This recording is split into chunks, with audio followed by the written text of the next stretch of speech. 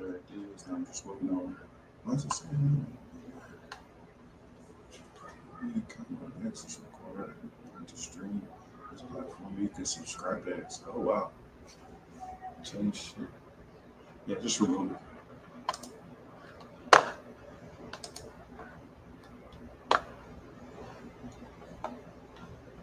Actually, you know what? Click Facebook, and then yeah, save changes. Reconnect. See if it don't do it, then go ahead. Is it? Are you at the bottom?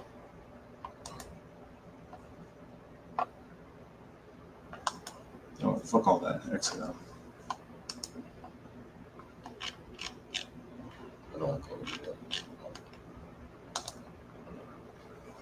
All right. So just waiting on Rockfin to come in. You can go ahead and click camera on. Hey, welcome to the Political Matrix. As you can see, it's a very, very special episode. First time y'all get to see it. Me and Chris together, live. No delays, no nothing. Y'all get to actually see it. I see my cousin in the building. I see What's cousin up, in the building. Darius? What's up, man? I see Jared's in the building. I got the Rockfin going. It just clicked up, so I'm doing it from my phone, so I don't know how this will work. Seeing the comments, okay, I guess it does have the live chat here. So if I'm looking down, this is why I'm looking down. I'm looking down to watch the comments and try to review that over there and keep up with it. I didn't put a whole lot of stuff in because honestly, everything has been flooded with this Trump assassination attempt. As you can see, me and Chris have been to the beach. And we've been kind of enjoying ourselves. Word. We ain't been really focusing too much on most of this shit. So we're having a good time. But that said, I mean, news still goes on, and I mean, of course, we have the typical stuff that's been going on. Of course, I feel like the stuff that's been going on with Israel-Palestine. It's getting more and more vague to keep up with what's going on, and I think that's for a reason. I heard some reports that it's possible over 100,000 people who've actually been or are actually dead. So I think in that situation, we're only going to know once the smoke clears, right? I mean, so we would like to report on it and give y'all more info, but we can't give y'all very much because we're not getting very much besides, an attack here or a school there, which I mean, it is tragic, but we're not able to give you guys anything concrete. I don't know, anything else that you've been kind of hearing about before we kind of get into talking about this whole Trump thing? Yeah, no, I've been seeing pieces here and there. Oh, what's up, everybody, by the way? No, I've been just hearing some of the same stuff you've been hearing, you know what I mean? Mm-hmm. But it just looks like they're moving forward with their conquest anyway, you know what I mean? Yeah. Again, the incident back in October, that was just the excuse, mm-hmm. right, for them to do what they have long planned to do. Without that incident, there's no way you can do this because you don't have that one piece to say, well, look, they hit me first. Yeah. Right. So you go back to October, you have this incident happen, and you could say, well, everything that comes afterwards is it's your fault. Of it, yeah. Correct. Because you came over here and you hit me. But we know you was punching yourself. Exactly. You know what I'm saying? And I honestly hope that at this point it'll take more people into actually thinking about like this whole October 7th and how this was able to even manifest itself, because it's kind of weird how Israel is supposed to be one of the most technologically advanced places, and they can tell when a bird lands on the fence the wrong way, and they can tell the difference between a bird, a cat, a human. They can tell all that stuff, but all these people are able to flood through the borders, and you guys just kind of didn't catch that. And then all the news, not only did you supposedly not catch it, or I mean, air quotes over here. Mm-hmm. Suppose you didn't catch it, but the response times to it, and knowing that they not only knew about it, they knew how it was supposed to happen, and what means. I mean, which is why people give the correlations to 9/11 a lot of times, because they went out to Bush's area and they were like, yo, this is supposed to happen and this is supposed to happen right here. Hamza says it's fake, which that's what we're going to get into. That's why we titled this this stream Assassination Attempt or False Flag. And of course, you guys know how it is. If you guys have any other topics that you want to bring up and throw it to us questions, we'll go from there. But this has been the main thing that's kind of caught our focus. So I guess you know, we talked about a couple of other things so far, and we can kind of get into this, and then you know, conversation will go from there. Correct. So I don't have let's see, let's try. I got my phone open. I wonder if it's gonna stop the. I don't think it should stop the rock fan, but Yeah, I hope not. I'll hold off on that. I don't know. Actually, do you got a laptop? Yeah, I do. Yeah. You can grab a laptop. That way, I can be able to pull up and look at this stuff at the same time. Hamza says it's fake. Man was signaling 3 minutes before the shot, and the crowd's reaction. It's obvious they want Trump. So everybody out in the crowd, can you guys can you kind of give us assessment of where you guys are at on this thing? Was it a legitimate assassination attempt, false flag, somewhere in between? And if it is, if you're in the camp of people who believe it's a false flag, which side did the false flag? Is this coming from people who would be aligned for Biden? Would this be people who are aligned for Trump? Would this be people who are aligned with the State Department or any of those agencies like that? So, I mean, we can easily go with the fact of that it's a false flag, but okay, to what means and who benefits from X thing? I was talking to Seb's like right after it happened. We were messaging back and forth, and Seb's first thing she said was false flag. And I think there's I can see it from both ways, right, Chris? I mean, how do you see it? I mean, it's a possibility of either way. We're not ready to die on either one of these hills on what exactly it is. Yeah, not at all. Because again, if you just from a political analysis of it, sorry, I'm not in the shop, y'all. But anyway, it just seems as if Trump had nothing to gain from this, right? Sympathy wise, politically wise, he was good. He was fine. You know what I mean? The issue is that the issue, and even if you want to say like that, if you want to say that, if you want to, 64, 68. If you want to say that the liberals did this, blah blah blah blah blah. I mean, this doesn't benefit them either. You know what I mean? Because then now it makes them look really bad. So to say that it's a false flag, it's a false flag for what though? Right? Like, who benefits? Who gets hurt? I don't know. One thing I won't do, I'll just stay on the I don't know hill. One. Two, it's just so you hired somebody who just grazed his ear. I'm just saying, like, I know there's great shooters out there. I know we watch a lot of movies and whatnot, but I mean, that would be an incredible, incredible, incredible shot if he was trying, if he was trying to hit him in the ear like that, then God, that was good. Yeah. I mean, that's what we talked about because he supposedly just grazed the top of the ear. That's what we're hearing.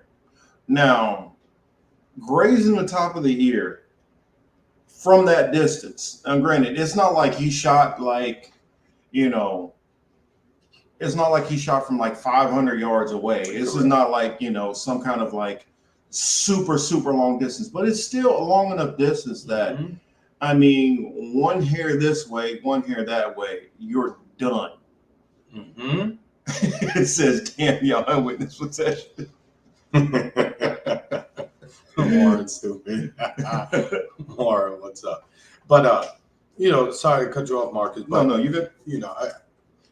Sometimes, look, we see incidences and occurrences of violence in the street, and sometimes it doesn't make any sense. Sometimes it's not connected to anything, or the perp and the victim are not always connected. This very well could have just been a stupid person who decided to make an attempt on the president's life. Again, for the people who are saying it's staged or it's a false flag or anything like that, I just don't know. I don't see how it benefits I don't see how that benefits. Yeah. I don't see how that benefits Trump, because he was already doing okay. You know what I mean? He's doing okay politically. He's doing okay politically. His base is solidified. It wasn't like he was slipping, in terms of numbers with his base to the point of where he needed something like this to happen so that they could all just jump back on the Trump train, if you will. So again, for me, I'm just going to say I don't know. It makes Trump especially more popular in the Black community. Again, we can't just take. Hamza, we can't say that. Just because there'd be a few people in the community, loud ones, maybe even some prominent ones who would be like, "Oh, shit, they shot at him." 50 Cent already used the cover of "Get Rich or Die Trying" at the show with Trump's face. I saw that online. And they running around using many men all day long on the internet. I get that, but that's not going to make him more popular in the Black community. If it makes him more popular with a few people, all right, cool. But the community at large, nah, it's not.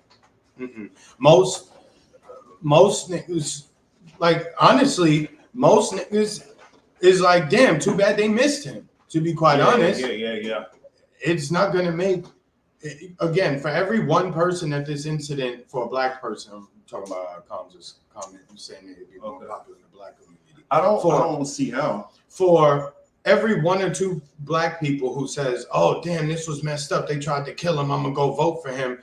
The other 8 out of the 10 are saying, "Damn, too bad they missed his ass." And they're going to go and vote reliably Democrat like they do. I mean, that's not a good thing. But I'm just saying that's how it's going. That's how it's going to go. Well, at this point also, I would say that you pretty much only have a certain demographic of the Black community who's voting anyway in this election.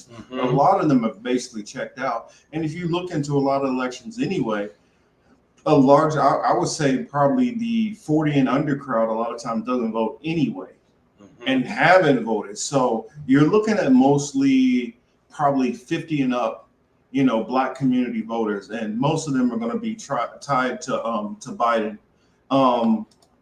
Besides the number who are reliably conservatives, you're going to always have those, Black people who are the outliers who are always going to go, or who have always been the conservative, because there's always been a span of so-called Black Republicans. Yeah. So there we go. Then they won't feel, so weirded out. But you're always going to have that group of Black Republicans.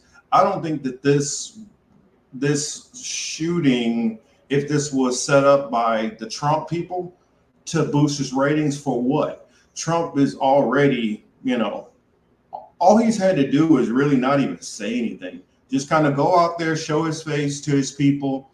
That gets them more pumped up.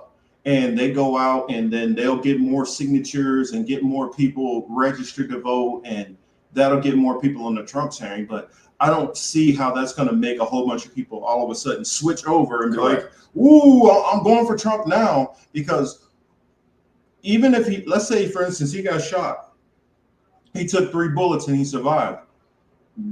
How does that affect how you govern? Correct. That really doesn't change anything on how you would do and how you would. I mean, so I don't get that or thinking the street cred kind of thing, because in the Black community, you get street cred from being in the street. Correct. You can't just be some rich guy, and because you can cosplay some of the shit that comes from our community, that makes you a part of the community all of a sudden. If that was the case, all them white boys who like to go hang out in the hood, that will automatically give them a black card. But it don't work that way. The thing about it is, again, all of these people are getting woke.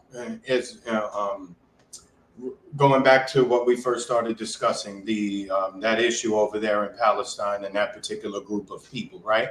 So they're getting woke to all this. They're watching all these Jake Shield tweets. They're looking at Lucas Gage tweets. Mm-hmm. They're looking at all these people putting out all this information about Zionists. And you're saying, oh, these Zionists are a problem. They're evil. They run shit. I'm just figuring this thing out. And then you're saying you're going to vote for Trump, who is completely managed, controlled, and owned by the same group of people. By the same group of people. That's what I'm saying. I never understood that whole logic. And Burmis is a bitch, and he been a bitch. So sorry, I got to say it. Yeah, I mean, look, the Trump, for me, what this incident further did was show me that the Trump phenomena has really made a lot of people stupid. Whether it's his supporters or whether it's people who hate him worse than anybody, right? It just. People are suspending all logic or the little bit of logic that they had or the little bit of intelligence that they had. And they're just extremely emotional. So It's funny, I just said that, and then you say, Hamza, that, Burmis was crying on his stream. Fuck you crying for? Because of this motherfucker got shot at. The fuck? I mean, I don't think there's ever a day in my life that I've ever felt sad for any politician. That's what I'm saying. And I mean, I know on the stream I said the other day, I said, I'm not for any kind of political violence or anything. Well, I said that because that's a short little video and I got to be a little bit PC directly after. Mm-hmm. But when it comes down, I don't give a shit about none of these people. No, to be honest, I didn't feel bad at all. I didn't feel emotionally bothered. I'm watching on Twitter with people, of course I know it's just platitudes and things like that, but they were like, oh, our country's going to shit. What is going on? They really tried to clap homeboy. I'm like, why are you people so worked up over this? Yeah. Why? I don't understand. We live in this clown world anyway, as they say. So why are you? But that also exposes something, though. Because he said that Burmis was crying about this. Then that shows that you actually are far more invested in Trump than you're letting on and that you've been letting on. And you really think Trump is here to actually accomplish or change something. Correct. And in one breath, you can't say that the system is rigged and corrupted and it's the deep state and they're doing all this, but then believe this one singular man can come in there and change this giant deep state, which all this money is invested. Hold on. So when I hear people say that they're going to vote Trump now, right?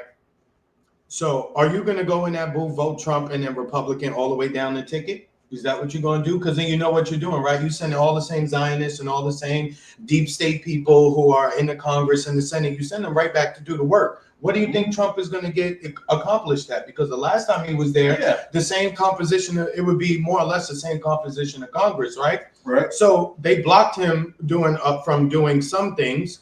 So what's going to happen this time? When you put them same exact people back in there in Congress and the Senate, what's going to happen? So again, this Trump shit is more cultural than it's more cultural than anything else.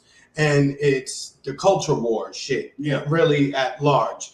Because it's the white folks who felt a certain way in the beginning of the 21st century, like, damn, everybody else is coming up and we seem to be getting, pushed to the side a little bit, right? So they, and then you had the minorities feeling like, oh, it's our time. Then you have the Obama presidency. He leaves, they bring Trump. Everybody's like, oh, they only have Trump in here because, they had a black guy in. So it's just culture war shit being played out on a larger level than we have seen in the past. And again, I'm not going to get myself emotionally worked up by it because I see it for what it is. Which we're definitely going to get into that, and I want to expound on that. But I want to hit Michelle's comment there. Michelle White says, Trump's mom and dad, were they not Zionists? I mean, it's a family affair. Actually, no. Trump's father was not a Zionist. He actually had like Mein Kampf, and he was going a complete opposite direction. Because we got to look at the Zionist control of Congress wasn't to the full effect that it is in the 50s, 60s, 70s. It really started getting like this in the 80s, and then more so in the 90s, and then the early 2000s and 2010s. And so it's been over like this past maybe 50-year period where it's actually gotten so ironclad that if you do not support, it solidified. If you do not support the Israel project, then it's hard for you to stay in office. Because before that, it was plenty of people getting elected and they didn't know what their position was on Israel. Now it's like a litmus test. How do you feel on Israel Palestine? And that's a big determinant whether you get elected or not. Whereas that wasn't the case for Trump's father. And we got to think Trump had his rise in the 80s. Trump's father's rise was what? The 60s, late 50s, 60s. Back then, you know, you had a lot of them who were outright like, F them, you know. F them ooze. Yeah. So you had a whole different kind of feel in America. And you had certain people who were tapping into what was going on and that change in the country. So I don't know about his mother's views. For all I know, I don't know anything about it. His mom wasn't very open on much stuff, and she wasn't like a very much of a public figure versus kind of just being out in public with her husband, or you know, with the young Trump as he was growing up. So I honestly don't feel like Trump is a Zionist.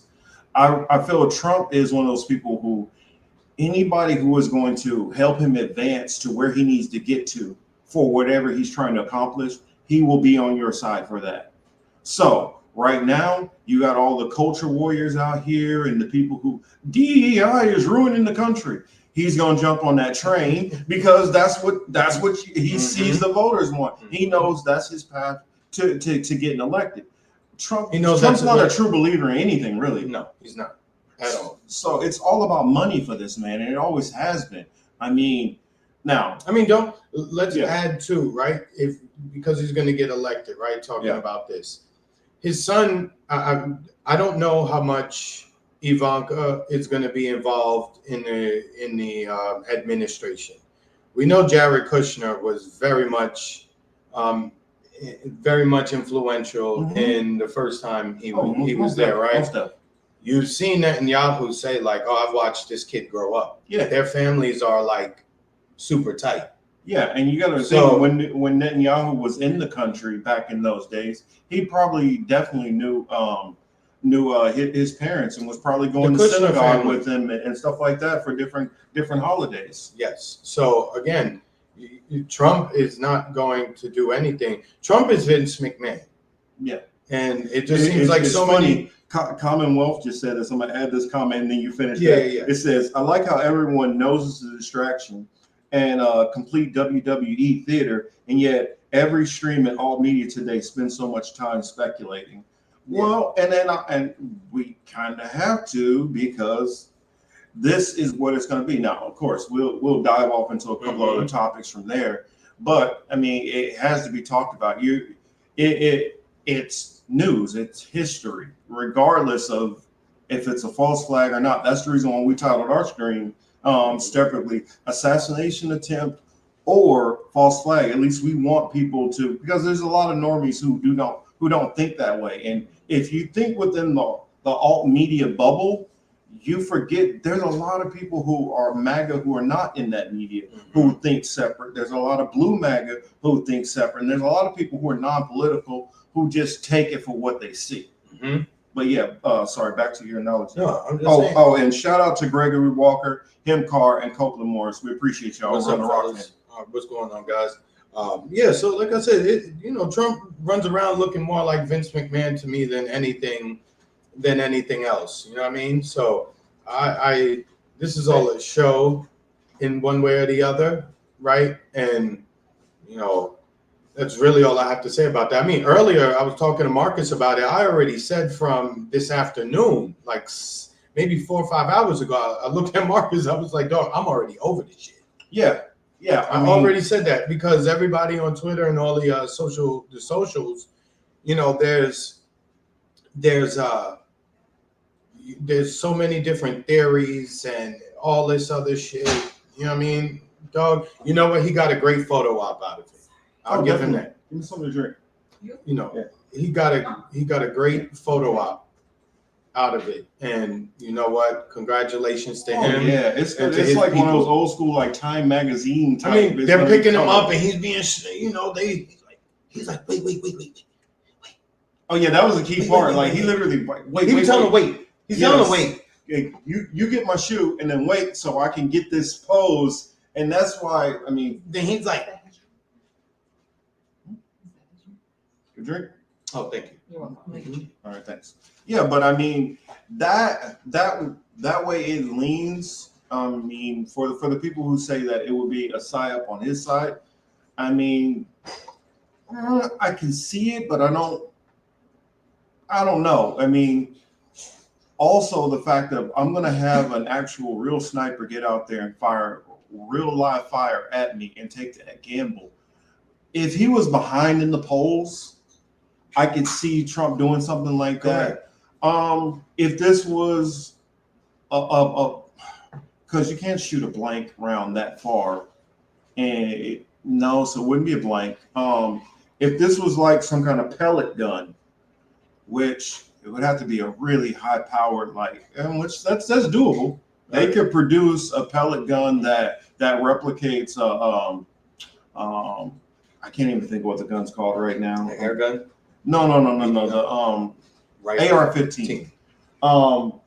They could have something that could replicate the AR-15 that is actually like a paintball instead, and where it might not even been blood. It might have just, look, it might not even be hit. That could have just been paint that hit. Look, I don't know if y'all saw it on Black Twitter.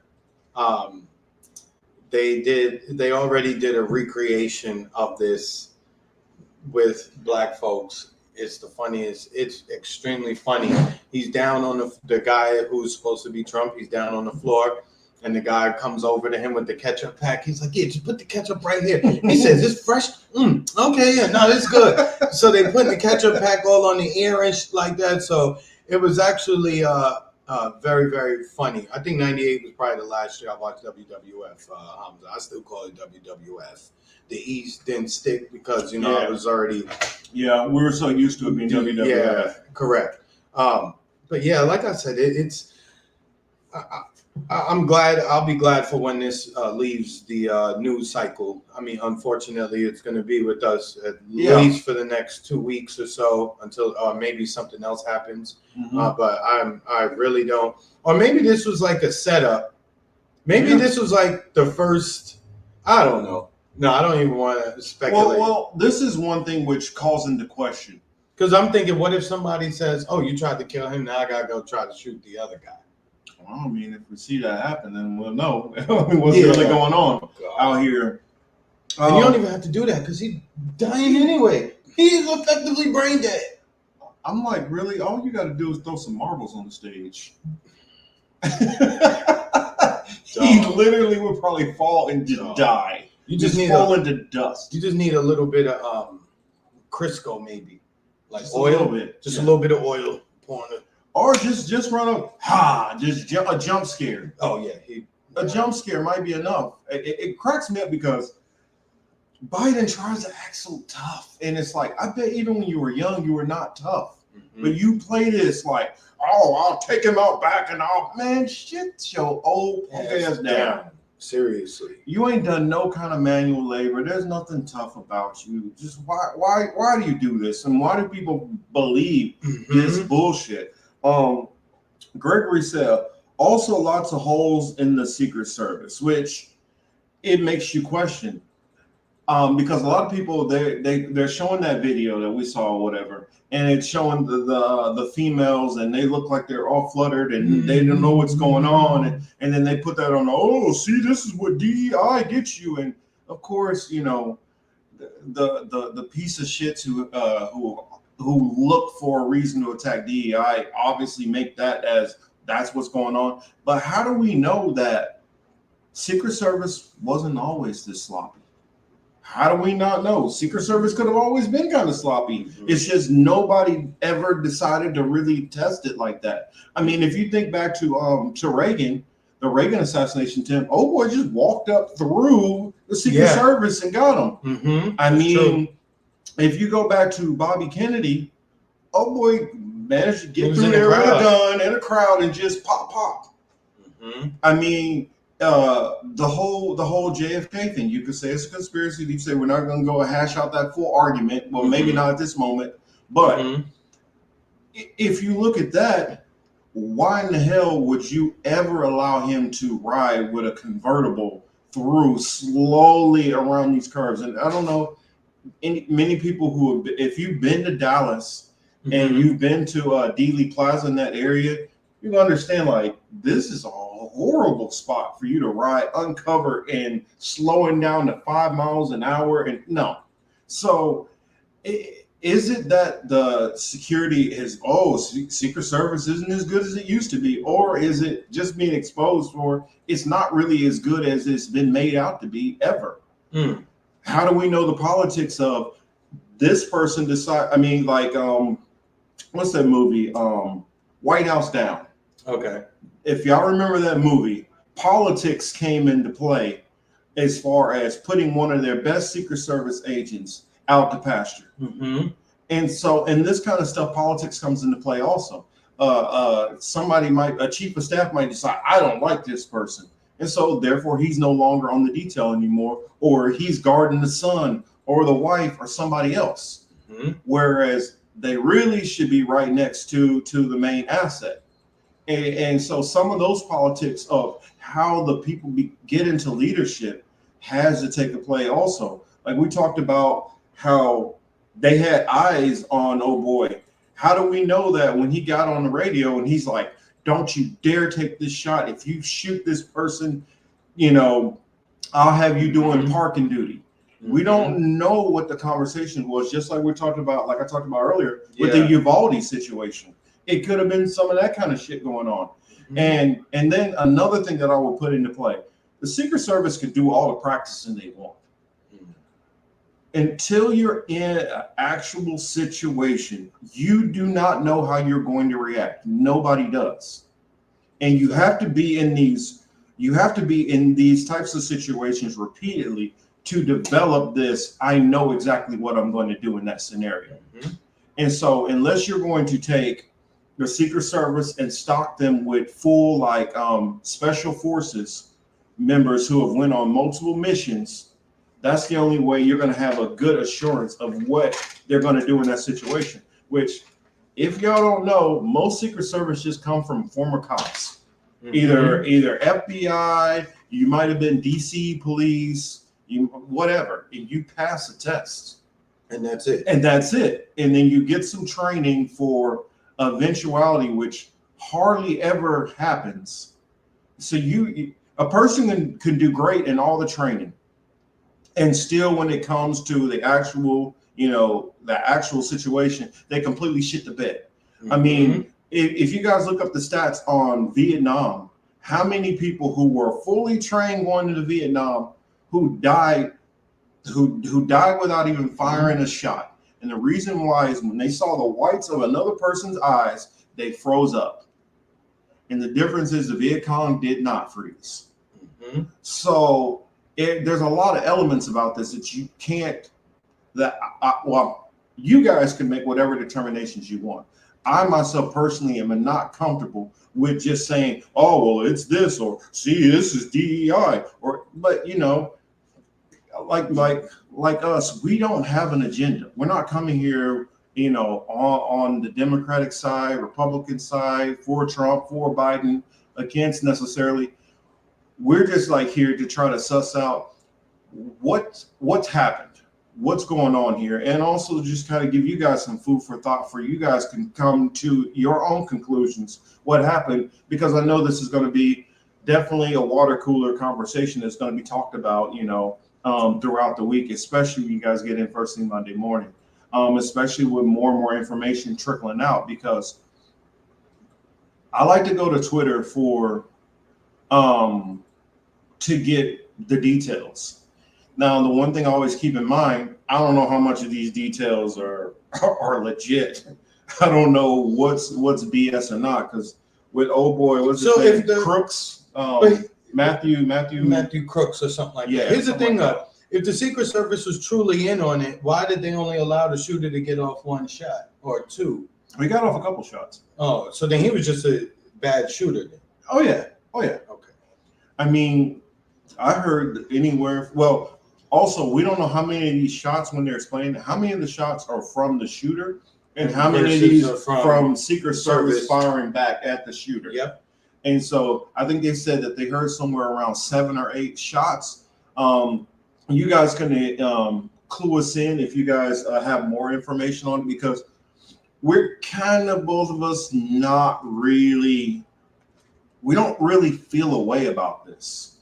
Not at all. So Not at all. it's not like we're on some of our other stuff where we really put a lot of analysis, but we're trying to like really think about all of the different aspects of this to try to figure out what it could have been or not been, or try to rule out things, or just put everything on the table for everybody else to try to discern. Mm-hmm. Yeah, man. So again, we don't have a whole bunch of information. You know, again, there was even some wrong information. They were putting somebody else's face out there saying. Well, they had a chubby guy at first. Yeah, they had somebody else. So again, I'm just going to chill. I see a lot of people, even in the indie media space. Some of y'all are real thirsty. I'm not going to say no names, but some of you are thirst buckets for this shit. Because y'all jumping on there, just basically repeating shit that you see other people say. You didn't even have the original thought. I see the comments too, because I follow other realms, if you will. And I see the things they're saying. I see you coming back over on this side repeating shit, and I'm like, oh, okay. You're regurgitating what you saw somebody else say, number one. Number two, you don't know, just like we don't know. Just say you're speculating, say it's a guess, and move the hell on. Stop with the so, they're speaking with this level of certainty that they are very much sure as to what actually happened. Yeah, I mean, this is not as clear as some of the other things that we see. We go back to October with that incident we mentioned earlier. That was easy. That was actually easier to point out and say, well, we know this group has a history of sacrificing its own to achieve its long-term goals, objectives, right? Or objectives rather, right? So that I could say that with this, I don't know, but let's see. What did Baba, what's up? No, what did Denver, what's up? What did Chris H say up there? Wonder what that comment was. He says, I of course I knew that they would make the due distance and Jimmy Dore. Well, no shade to. Well, I guess it's gonna be a little shade. I just got to call it how I see it. It seems to me like forward access of being with Jimmy Dore, a lot of people tend to just go the direction of Jimmy Dore.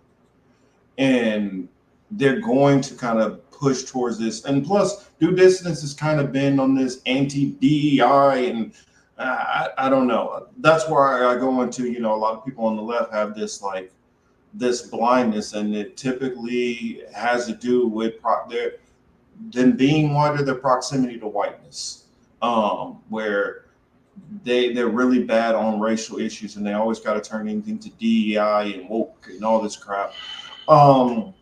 I mean, does DEI not apply to all these corny ass white dudes who have occupied these positions, or do we just call that nepotism?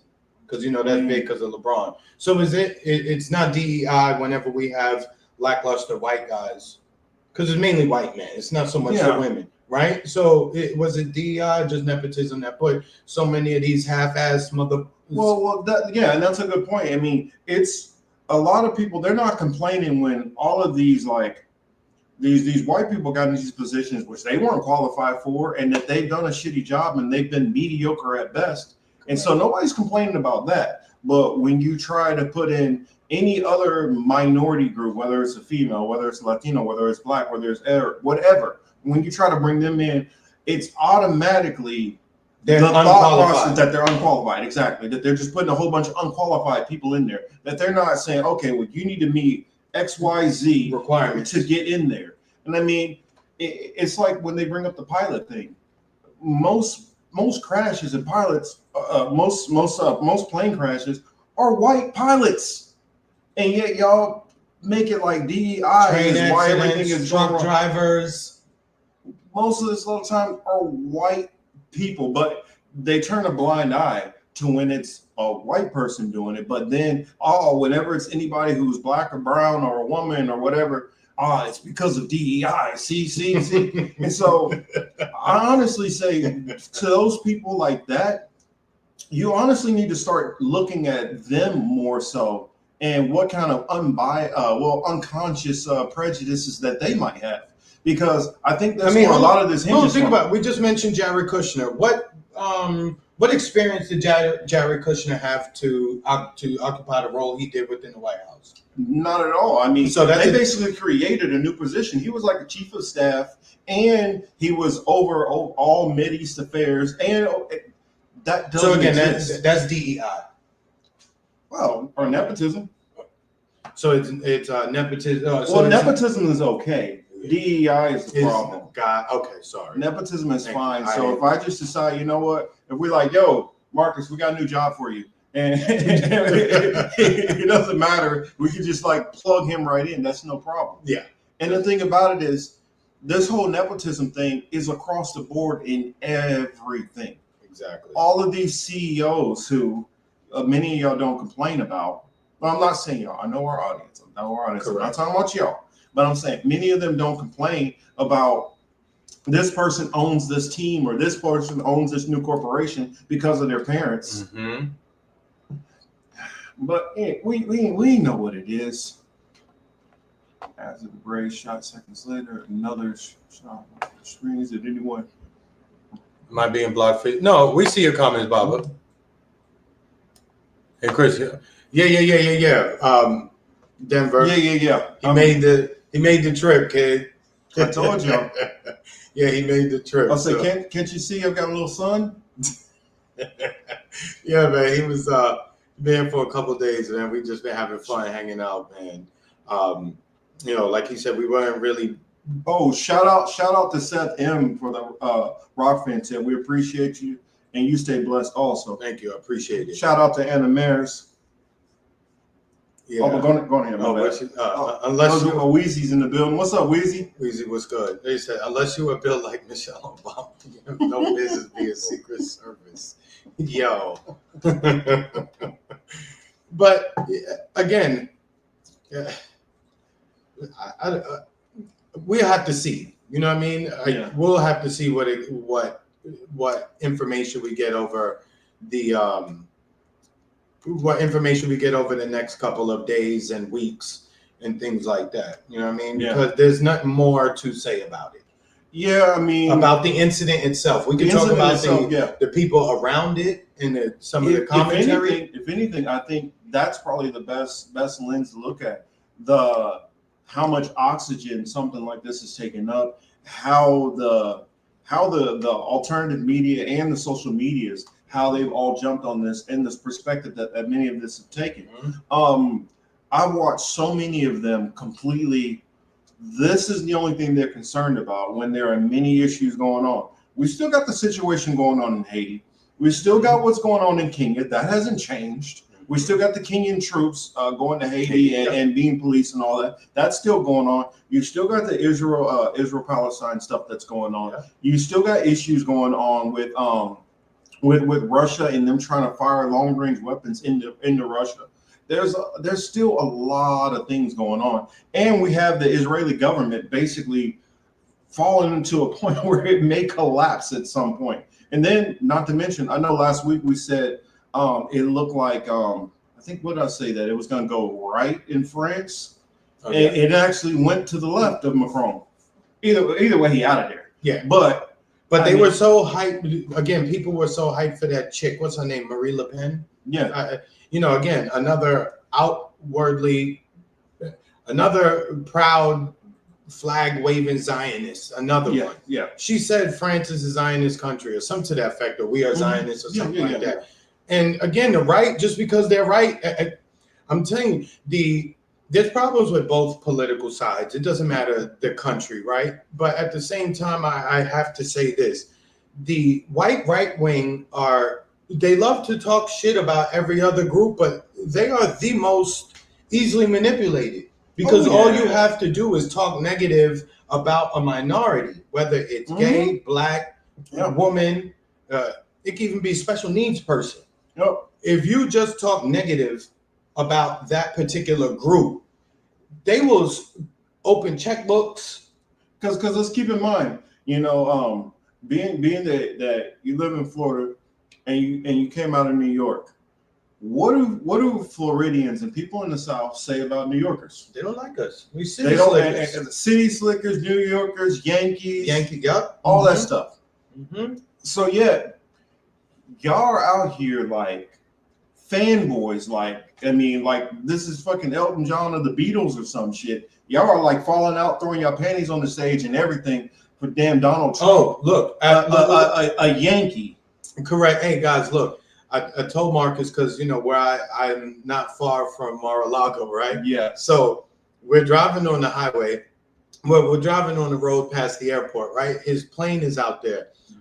Trump's plane was out there at the airport, right? I say to Marcus, I say, yo, dog, you're going to see the Trump train at some point around here, right? We go around town. We come back. Sure enough, he saw the Trump train. It's a real thing. They have these huge flags. There's like a whole caravan of vehicles with middle-aged fucking idiots on the side of the road by the highway, just for a chance to get a glimpse. Yeah, just to get a glimpse of the man driving by to get on his fucking plane. Correct. This is the personality of the people who are his supporters. Yeah,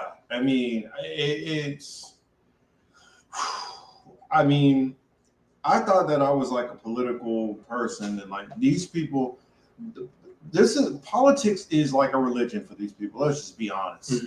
This is their religion. That's a fact. These people become their gods, and I just think it's ridiculous. That's the reason why when you guys are talking about Burmans was crying, I'm like, are you serious? Come on, crying about what? Correct. What do you think Trump is really going to do? That's what let's keep in mind. Trump is only going to have, he gets elected, he has 4 more years. What happens typically in a president's second term, 4 years? That's what we call a lame duck period. You don't get much of anything done. Now, let's just say he doesn't get much done the first 2 years. And the next 2 years, you have the midterm election. Let's just say the election swings to the other way, right? To where it goes the other way, and there's more Democrats in Congress and in the Senate, and clearly they're not going to work with him. So really, what is he going to do for the next 2 years? He's going to give them everything they want, and all they want is rhetoric. It's all they want is rhetoric. That's honestly what they're getting, nothing but rhetoric. That's what they want. They want somebody to stand up on stage and be like, you migrants, you immigrants, you this, you that, you ain't shit. Your mama ain't shit. Your daddy ain't shit. Your whole generation ain't going to be shit. Your bloodline ain't shit. That's what they want to hear, and they'll be happy with that. Even as their property taxes go up, home prices continue to go up, interest rates for mortgages are still relatively up there. I'm sure down here insurance too. Insurance, you have inflation to deal with. We're not dealing with any of that. Obviously, that's not a federal government thing. That is the bank thing. Yeah. Right. But any other policies to help people, he's not doing nothing. He's not going to do anything. The guy's not smart enough. Yeah. But again, Vince McMahon knows how to work his audience to get them to keep coming back to the show, even though that's what we're seeing. Even though now they're fully they know it's not real. Yeah. They know it's a 100% production. Yeah. They know the only thing real is that the guys are running from side to side in the ring. They did jump off the turnbuckle, right? They did get hit with a chair, albeit they're hit a particular way. Yes. It's not a true hit, right? They know the punches. It's more like you run into it a little bit. Correct. As I'm slowing up. It's like the punches. I stomp and punch, yeah, and then you So yeah, they know it's a theatrical production, but they're tuned in. They're super fans. But honestly, if you look at it this way, Blue MAGA and Red MAGA are the same. They want to hear them, you damn illegals and damn brown people and all the woke mob, and they want to hear all that the same way. A lot of black people and a lot of Latinos and stuff like that want to see, well, you're going to put the first black this or the first woman that, but you're not getting anything actually of substance out of it at all. You're getting virtue signals. Yep. Virtue signaling and rhetoric. That's all you're getting. That's what we got to remember. Maybe we're seeing them, but when they're on the TV, she's probably not seeing them. It could be okay. Because we see your comments, Bob. Yeah, we can see it. Yeah, it says anyone else having issues with the comments not showing up on the TV screen or in chat. We see that. The one that says F. Wow, every comment. Yeah, we can see them, but I don't know. It might not be showing. Oh, let me share this one from Anna. An appreciation for the Rockfin tip. It says there are a few of us white women who see through it all, hate labels, and are willing to fly on a whim to Pueblo to meet real people. I truly believe we are the majority, the no labels crowd. I do think that most of the people are not into this, but the thing is, if you have organized minority can always defeat a disorganized majority. And that's what we're facing. You got a lot of people who they don't care about the system. They're out here doing their own thing. You got other people who are like, yo, I just care about my art and my music. That's all I care. You got these other people who are like, well, I care about science. I'm trying to do my science stuff. You got these people like, well, I only care about astronomy and we need to worry about an asteroid coming. And so you got all these other people who they're out here and they're focused in their different lanes. They become a whole bunch of different minorities, even though they're the majority. And so that minority that's organized is able to be bigger and more powerful than them. That's the reason why these people like this are able to work. They're able to marshal all their forces together, put all their money and resources together, and work in one concerted way versus all of these different people going from all of these different directions. You know, it's crazy that whatever YouTube's algorithm is or their security, you would think like even for a channel as small as ours, like they really be checking everybody's shit. Like, yeah, they do. It's wild because like if Baba's having a hard time posting comments or they're deleting her comments or they're not letting her make it, it just goes to show like these tech companies are being used to really try not just to stifle thought, to end thought, and to stop you from sharing that thought all in its entirety. You know what I'm saying? Like it's wild. Which Chris A says that's not the case. That ain't the case anymore. Black people are not falling for the black faces in high places. Yes and no. Majority still are. It's a generational thing. And the thing about it is the younger generation, majority of them only have one thing that they want. Yeah. One thing, reparations. And you're not going to get that because even if you guys are all mostly on, let's see, over here, your own code together, well, what happens is you're the what? Of the reparations crowd where that's their sole thing and that's what they're pushing for. That breaks down to what, 6% of the population probably? Yeah, just about. So 6% versus the 90-something percent. Even if you get some people who are in other communities, may they be white or Asian or whoever who are like, yes, we support you and we're with you. Okay, let's give you an extra 3%. So now that puts it at what, 9% of the population. So you're at what, 9% versus the 91% that's against you. I don't see how that still gets you to that goal.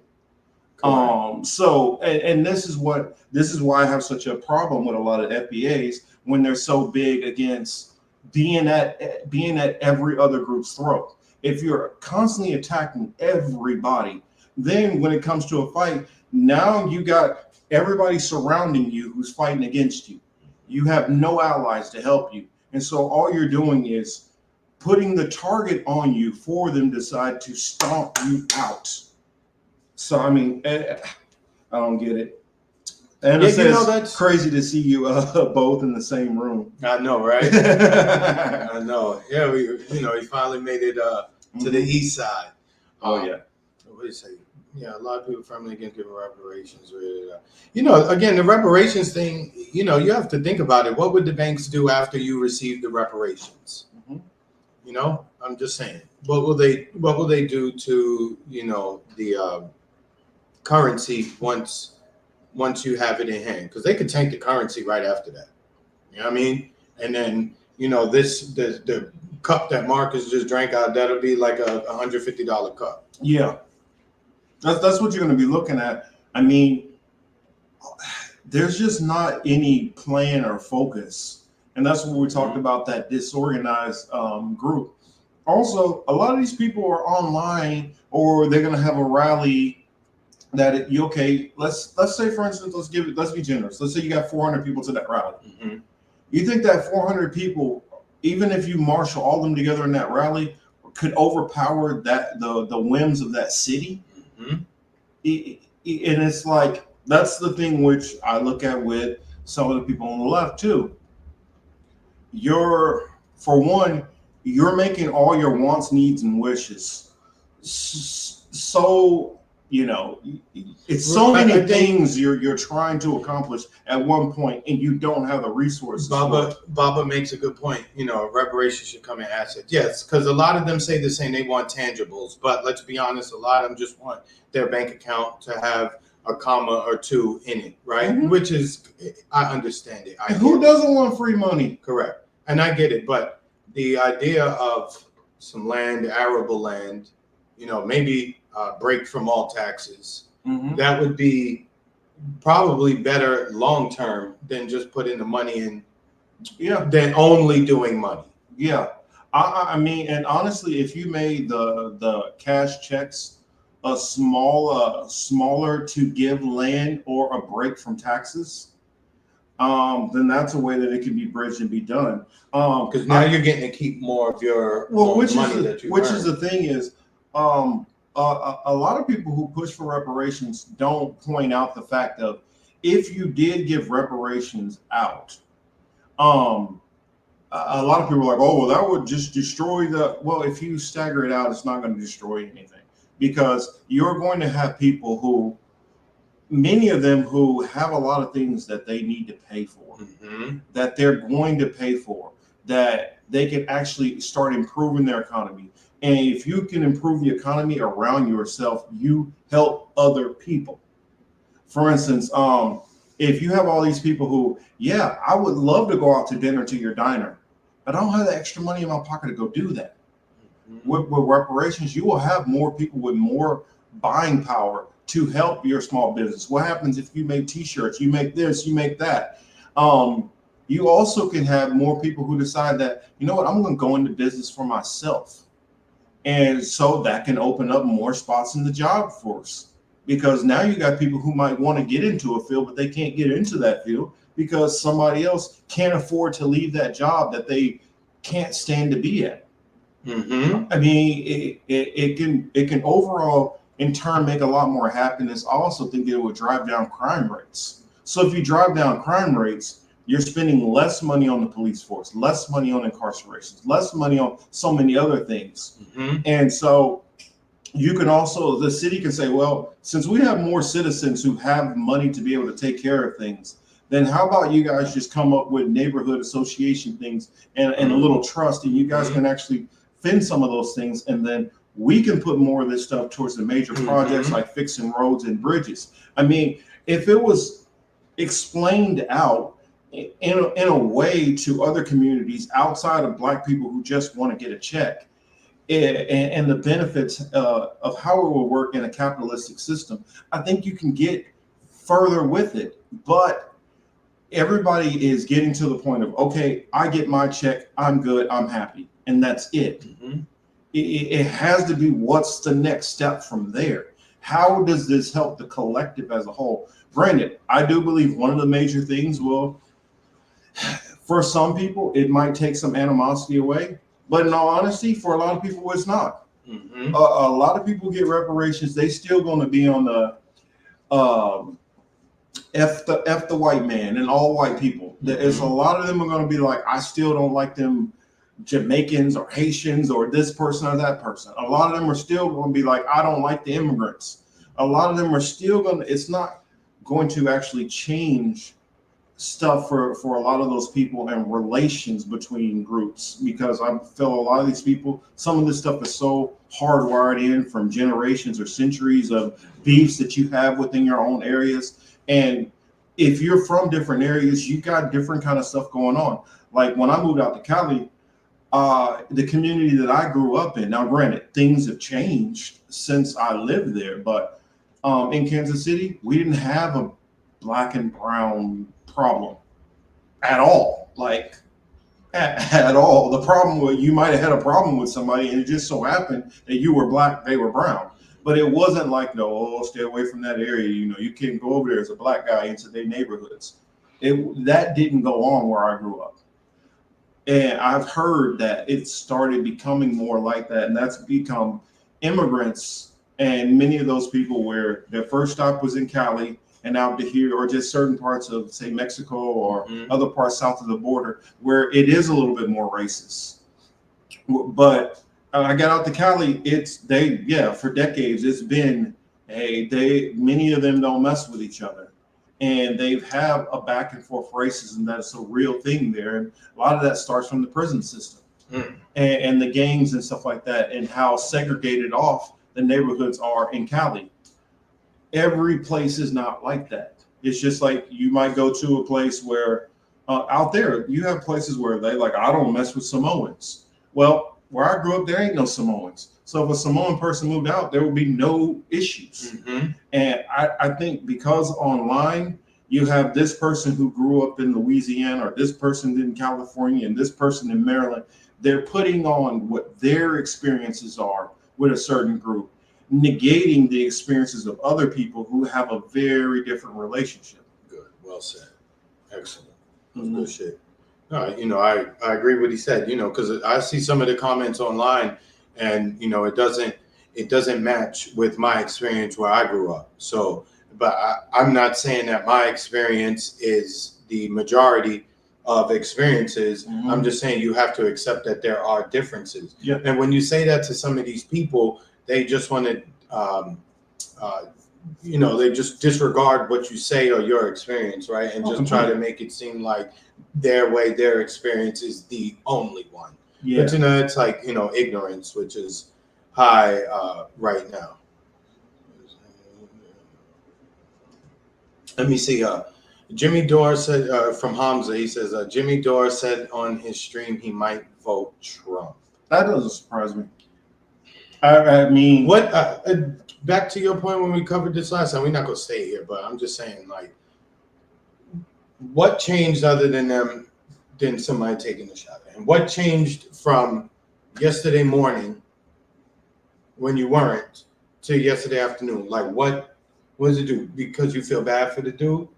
I don't. I guess. I mean, I don't understand it.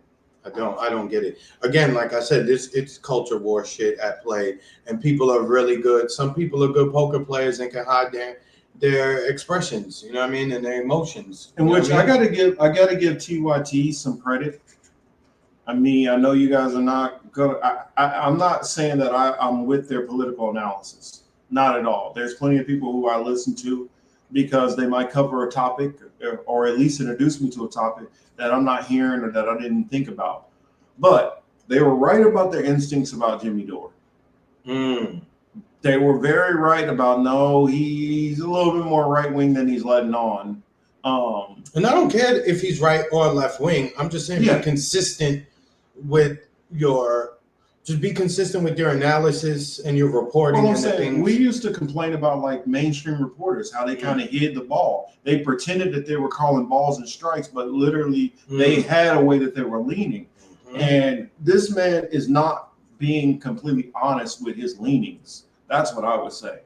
See, I haven't watched enough of his programs to, be able to figure him out or actually know, you know what I mean? So I'm speaking from a place of ignorance. My knowledge of him is very minuscule, probably only the last like year or 2 years or so. I mean, I've heard of him. I've seen a lot of people talk about him. I've seen some clips, but I haven't watched it enough to be able to make a serious and fully educated guess as to what he, as to what side he leans on. Me and Elle talked to him face to face and told him on a bunch of different COVID stuff, and he was very dismissive. He was very dismissive, and just for him to a couple of months later turn around and start saying the same shit that we told him and going down it like crazy too. He went from this. I don't have to pay you guys, and all of a sudden he's in 5th gear flying down the road on it. Took for him to listen to somebody else, and then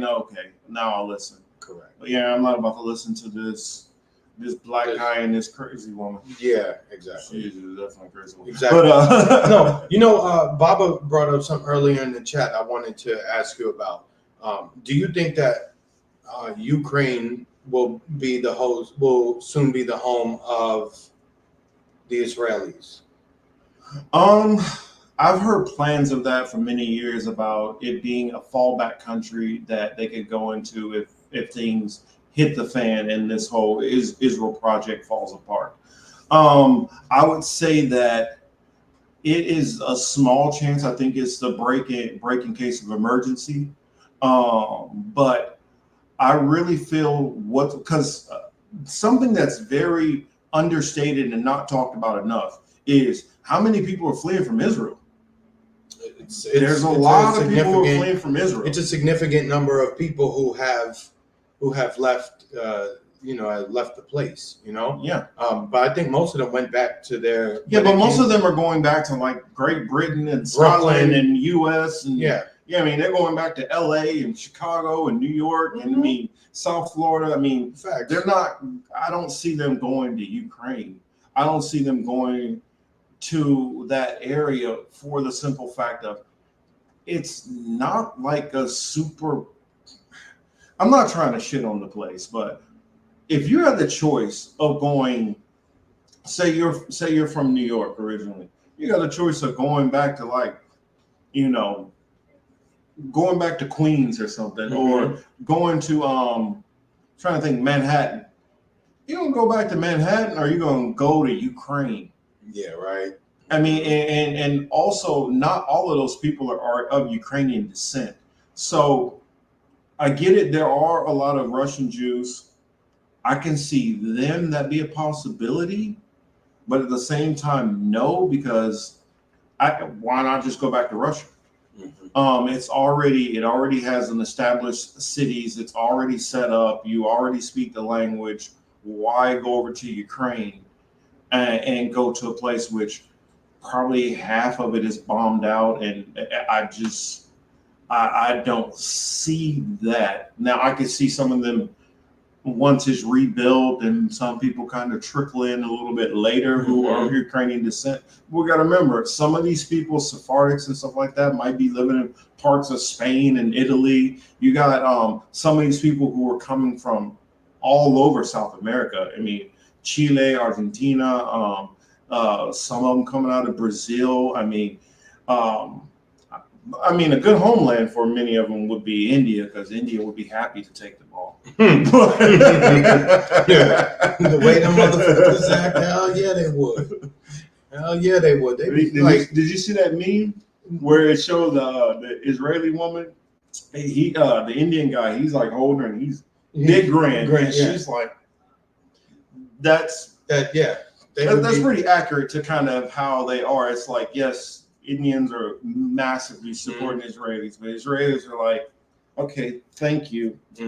Wash my hands after I touch you. Correct. Yeah. So I mean, to that point, Baba, I'm not. I don't know. I guess it could be. In reality, I guess it could be, but they. What am I about to say? But remember, it's their promised land, right? That where they are currently, it's their promised land, and it's working out so well for them. They have to make sure they have the skin cancer doctors on speed dial and all the treatment centers like bodegas, because the Most High said, "Hey, this is for you guys." Yeah, it's just I'm not going to design you so that you're able to withstand it. But I think that those ones who are like the ones who are like the true believers, like the ones who really like, no, this is our land, and I know God gave it to us, and those true believers, they're gonna have to be dragged out. They're not going nowhere because they believe it with all their heart. They believe God is on my side. He is going to give us all this land. All we got to do is wait it out and not lose faith, which I respect that. Mad respect for that. But I think you're massively wrong, because if that was the case, then why can't you naturally just live there? You can't naturally live there because you can't. I mean, think about it. Did they have sunscreen 4,000 years ago? Maybe a little bit. Oh, maybe Walgreens. Did Walgreens have some? Maybe they had, maybe Dwayne Reed or Albertsons. CVS. CVS. Yeah. So they would have had a CVS, and as long. But only problem, they close on the weekends. And then the product was limited supply. Limited supply. Yeah, because I'm wondering, when they're building these pyramids and granaries, like them long days in the sun, had to make sure they had plenty of sunscreen on deck. I'm maybe olive oil works as a good sunscreen agent. Maybe it doesn't actually just burn your skin. Yeah, who knows? I mean, we could be wrong, or maybe that. You know what? That's some of the secrets that they've just lost over time. That's what it was. Yeah, that's what it was. No, the slaves actually had somebody carrying an umbrella for them. So that's why they were protected. So the slaves had a slave to protect them. Maybe it was black people. Maybe because we could stand the sun, so we were there with them to hold the umbrellas over them while they worked. Gotcha. That makes sense. So I think we figured out this long age query or quandary on how these people who are biologically not suited to live in this land manage to live in this land. I don't know. I think we're close on our theory. I don't know. You guys can correct us, because I think that's it. So that shit is just. I don't know if they're going to Ukraine. It would be a good fit. They could sell the hell out of all the grain they have. They could mark up the price of grain crazy. I mean, it is the most fertile part of Europe. Yeah, correct. So but maybe some business opportunities and ventures might pop up there in the near future. But again, like everything else, that'll be just something we watch. We'll see. But it looks as if they're going after Gaza and West Bank simultaneous at the same time. Well, that's just the first. I'm telling you, y'all think that's all they're going to go. I guarantee you, the war with Lebanon will eventually come. Because, for one, Netanyahu kind of needs it. He needs something to keep going. Yeah. Because even if they get to the point to where they obliterated everybody else who's in Gaza, then what? Because after all the fighting is done, then they got to start trying to rebuild and actually manage it. Which I don't know if you guys know this, how things work when Iraq was going on. It's one thing running into a country, blowing the shit out of everything, getting control. it's another thing maintaining it and governing it Yeah. without terrorist attacks every day, Mhm. without random stabbing attacks and all this stuff going on. So that's why you have to kill. That's why you have to kill everybody. Kill everybody. Yeah, You do. You can't leave them. Can't leave them there. You know, you'll leave few who may assist with some of the, menial What work. are you going to do with the tunnels? Oh, well, hide from the sun. Aha. Well, I mean, Aha. well, the Kabah, they obviously like tunnels, so I mean, maybe that's a Maybe that's the spot. problem. Maybe they were just jealous they had the better They had the tunnels. better tunnel, so they're That's trying to get down to Gaza. To That's get the what it tunnels. is, dog. We just figured this shit out. Damn, bro. A couple of mattresses down there That's and baby strollers. Let's see. Copeland says Jimmy Dore went through a serious trauma with vaccine injury and was also dealing with rare medical condition around the same time, also dealing with shit-lived friends who denounced him. Yeah, but I told Jimmy about this stuff before that time period. It was, the information was out there, so I don't wish. And when I tell you, I told Jimmy, I told him face to face. As close as me and Chris are, I had this conversation with Jimmy Dore to his face, and he's like, okay. Basically, like, yeah, who are you? Nobody. Nobody I need to listen to. Yeah. And it's not like he was like, this was like a cookout that we had. It was called the Farce of July, and Pasta, Steve was there, Glory was there. So it's all people he's familiar with. And so he knows that if it's anybody who's talking to him, it's not going to be somebody who's way off the bandwagon, somebody who, I can't trust nothing this person's saying. Not to mention Steve told him the same shit. Mm-hmm. So he had plenty of warnings from plenty of people. And he decided to kind of just ignore us all and then act as if he's the only person who's been telling us this stuff. I know, after the fact. After the fact. I know, it's wild, man. But, what else is going on, really? I got to get the names. Niger, Mali, and Burkina Faso. Yeah. They have started their alliance in the Sahel. How you say it? Sahel? Yeah, the Sahel region. Yeah. So they've come together. They have announced that, at least I think Burkina Faso is saying that they're going to naturalize whatever resources they have there. And, so we're going to see how this, alliance comes together and works. The only part of it that has me a little nervous is that Niger still told the U.S. like, yo, dog, we'll still do military shit with y'all. Yeah. So that part does make me nervous for them. And I wish that, they would just cut them off completely. But, sometimes you do have to play, politics on some level. Mm-hmm. What did Chris say? I was watching Jimmy Regular at early point of pandemic. He didn't get it. And although he followed the CARES Act heavy with Dylan Radigan. Yeah, Dylan Radigan tried to tell him. I forgot about him. Yeah. He was the only one that used to be on MSNBC who I said was okay. You know what I mean? Well, you had him and you had I can't remember his name. Schultz. Ed Schultz. Ed Schultz was my dude. But Ed was another one who was trying to do the Limbaugh thing. It didn't work for him because Limbaugh was already in the space, and then what he did was. Oh no, I think he stayed to the left though. No, I'm saying he was. Are you talking about his conservative? style? No. Oh yeah. Before he was conservative, and then he went. Then to he the was left. like, okay, I can't fill this big, loud talking, fat, overweight, obese white guy role because Rush Limbaugh's doing this to perfection. Yeah. So now I can maybe just switch it and, go to the left. And, he got a job. Which is surprising because normally you don't go to the left and make more money. Yeah. That normally You is not how usually it works. don't. No. Mm-mm. Not until he was vaccine injured did Jimmy Dore come around. We tried to tell him that before he even got the vaccination.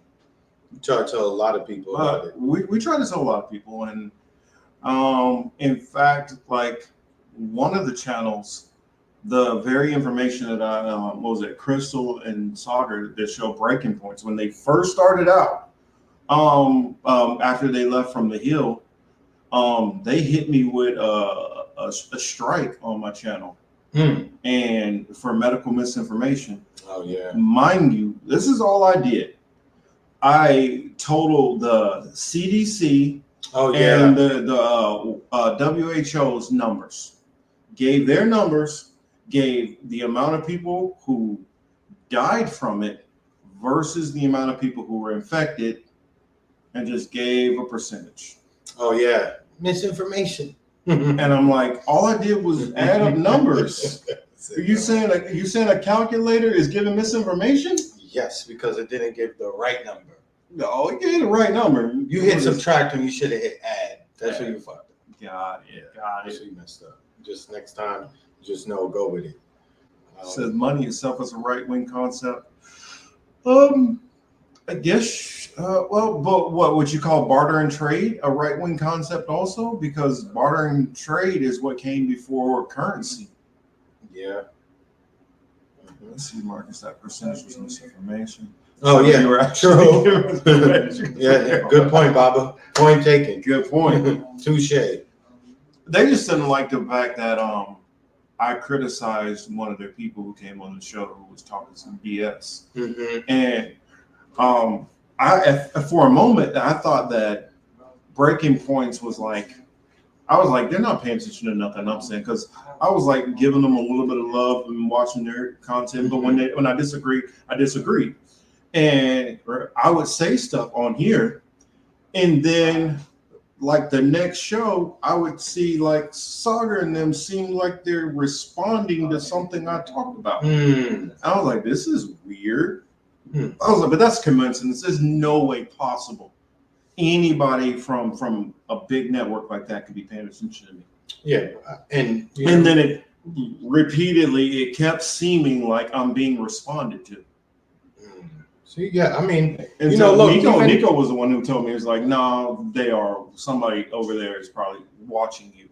That's why. You know, I was gonna say, you know, they don't have to be fans, but you know. Oh yeah, they got their researchers out there who hate, watch, and push back against anybody who's covering them. Yeah, more or less. You know, and then what else do we have going on? I don't. What else is going on? Y'all help us out, because again, the last couple of days we've just been on the run, going out, hanging out, chilling at the beach. So you know, If y'all got any questions about that? Yeah. Other than that, you know what I mean? We just been chilling. Went out last night. We had a good night. That was cool. Oh yeah, we had a cool picture. Oh shit! Where is the picture? Yeah, I was gonna put that on the page and show, but I forgot to do it. Let's see. Anything else y'all saying in here? See what beach? Where do we go? Oh, we forgetting. We went to. We've been. Sorry, I'm like preoccupied with the phone. Yeah. We were in Palm Beach. Yeah. In Lake Worth. I took them. Lake Worth. That's where we're took at. them Palm Beach, Lake Worth. Crawford is fighting in 2 weeks. Yeah. Who's he fighting, Hamza? Oh shucks, I know who he's fighting. I can't remember the guy's name, but you know, how is the honey scene in Miami? No, I can't. Oh, there's plenty. Don't get me wrong. There's plenty. Which before we leave, we might take a pass through just to ride by. Yeah. Look, look, we be clubbing. Look. Let me see. Did I say that? Yeah, I did. So let me bam. Oh, really? Yeah, that guy's from. He's from Uzbekistan. Uzbekistan, yeah. He's gonna go get his Uzbekistani ass beat up. That's what's gonna happen. Let's see. But that's what I think. Oh, he got the picture. That's what he's doing. He's gonna send it to y'all. That way y'all can check us out. Let's see. Yeah, I put some stuff in the research for it, but I don't remember.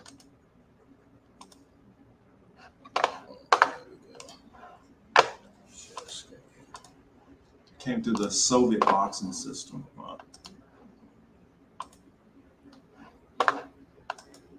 I was just chilling last night. Chilling.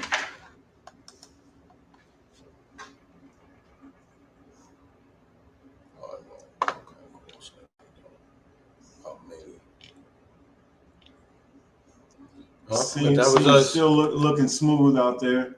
That was us last night. We was just chilling. You know, as they say, we were outside. You know he borrowed his daddy's outfit.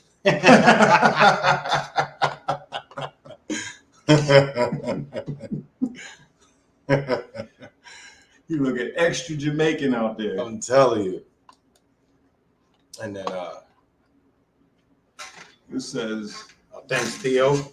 Oh, thank you, appreciate it. Said Marcus looks big.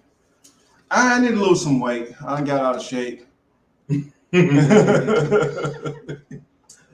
not a little guy though. No, Definitely not a little guy. Pause. You got pause that. Yeah. Yo, that's funny. Depending on who I'm talking to. Yeah. Look what cousin said. And what'd you say yesterday? Yo, yesterday he was like, "Yo, you like this Mike Lowry dressing motherfucker." I was like, yeah, out of the two, I'm definitely Marcus Burnett. I'm definitely Marcus Burnett. This is, yeah, and I'm the jokester. So yeah, we were thinking about it out of the two like pairs, because I was like, will we be bad boys? I don't know. I could see a little bit, and I was like, well, what about Lethal Weapon? Are we Lethal Weapon? No, not really. I named somebody else too. Oh, it was I named somebody else. Tango and Cash. Tango and Cash. I was like, are we like Tango and Cash? And then Chris came up with the perfect one. What'd you say? You don't remember? Mm-mm. He said, actually, we more like he's Ghost and I'm a Black Tommy. Oh, yeah. Yeah, that's right. Ghost and Tommy. That shit is funny. And I'm like, yeah, that's probably more fitting. And if you think about it, Tommy's taller than Ghost. Yeah, he is. Yeah, that's true. Yeah. Mm-hmm. And then you the suits on the streets. Mm-hmm. Yeah, I showed up dressed up. Mark's like, God damn. Like, oh yeah. When I got out of the car, this motherfucker wearing pink rayon and shit like that. I'm like, no, the hell he didn't. I'm like, this nigga a fashion model? What the hell is going on here? It is funny. Motherfucker got the chest crease out and everything. It's a fact. Yeah, but you got to stay fresh outside. You know what I mean? Mm-hmm. What you say? Hungarian Viktor Orban visited Mar-a-Lago for a private meeting with Trump. He was carrying secret information. Oh yeah, we went with that picture that I shared on the channel. That's at Mar-a-Lago. Yeah, we passed by Mar-a-Lago. When we stopped at the beach. That picture that that's we right. took that I put on there. Yeah. That was Mar-a-Lago. We took Marcus over there so he could see how massive the actual estate is. Mm-hmm. You know, I mean, you can drive by there now. It's it's not like it was when he was president with all the Secret Service, them directing people away and so on and so forth. But he was in Palm Beach. Marcus got to see, how they live on Palm Beach, and that's a different world over there. Like he saw it himself, like, God damn, this is ridiculous. I am telling you, honestly, that area is like if you somehow combined Hollywood and not Hollywood, Beverly Hills and Malibu for those on the West Coast. So if you've ever been to that area out there, it's like if you combine the two. It's wild because you got the beach right there, big, huge houses right there on the beach. And then they got like the little tunnel over to the bigger house. Mm-hmm. And then you get over into the shopping area and it's like what you would see in Beverly Hills on Rodeo Drive and all that. And so it's like really combining the two. Cause like when you get into like Beverly Hills, like you really are they just live literally in the damn hills. Yeah, I've never been there, but obviously, watching TV, they're always showing something on Beverly Hills. You know what I'm saying? He was in Jacksonville. I was in Jacksonville. Yeah, Jacksonville is North Florida, which I used to come down this way. I would pass through West Palm, you know, because it runs So straight right down. 95, If you're on the 95, it runs straight down. I was going to Miami plenty of times, and then some of the times we were in Cape Canaveral, and around was that Neptune? Yeah. No, Neptune's in Jackson. Is it? Wait a minute, is that Jupiter? No, we're trying to remember. Trying to remember where the hell Cape Canaveral is. Jupiter's near here. Cape Canaveral is probably a little bit north of like North? Daytona, around there, I think. Okay. Yeah, Well, no, I think it got to be below Daytona. Okay, so then It below got to one be. and two. So it's probably below Daytona, above Orlando, maybe, or near Orlando.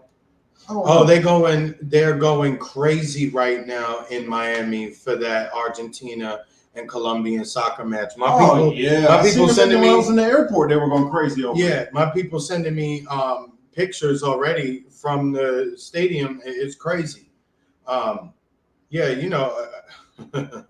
Again, I don't have nothing good to say about the Argentinian, really. Anyway, most of them, if they were around me or as soon as I walked away, they would have something negative to say about me. I mean, look, Messi's cool, and you know, I love Manu Ginobili as a basketball player, but for the most part, I really don't. You know, and y'all know I'm normally the one that's going to jump in and give the defense when I feel like he's kicking the Latinos a little hard, but not the Argentinians. Not the Argentinians. Those are white folks who just happen to speak dialect. Yeah, I mean, like, probably the only one that we could. Well, we'll give Lucy a pass.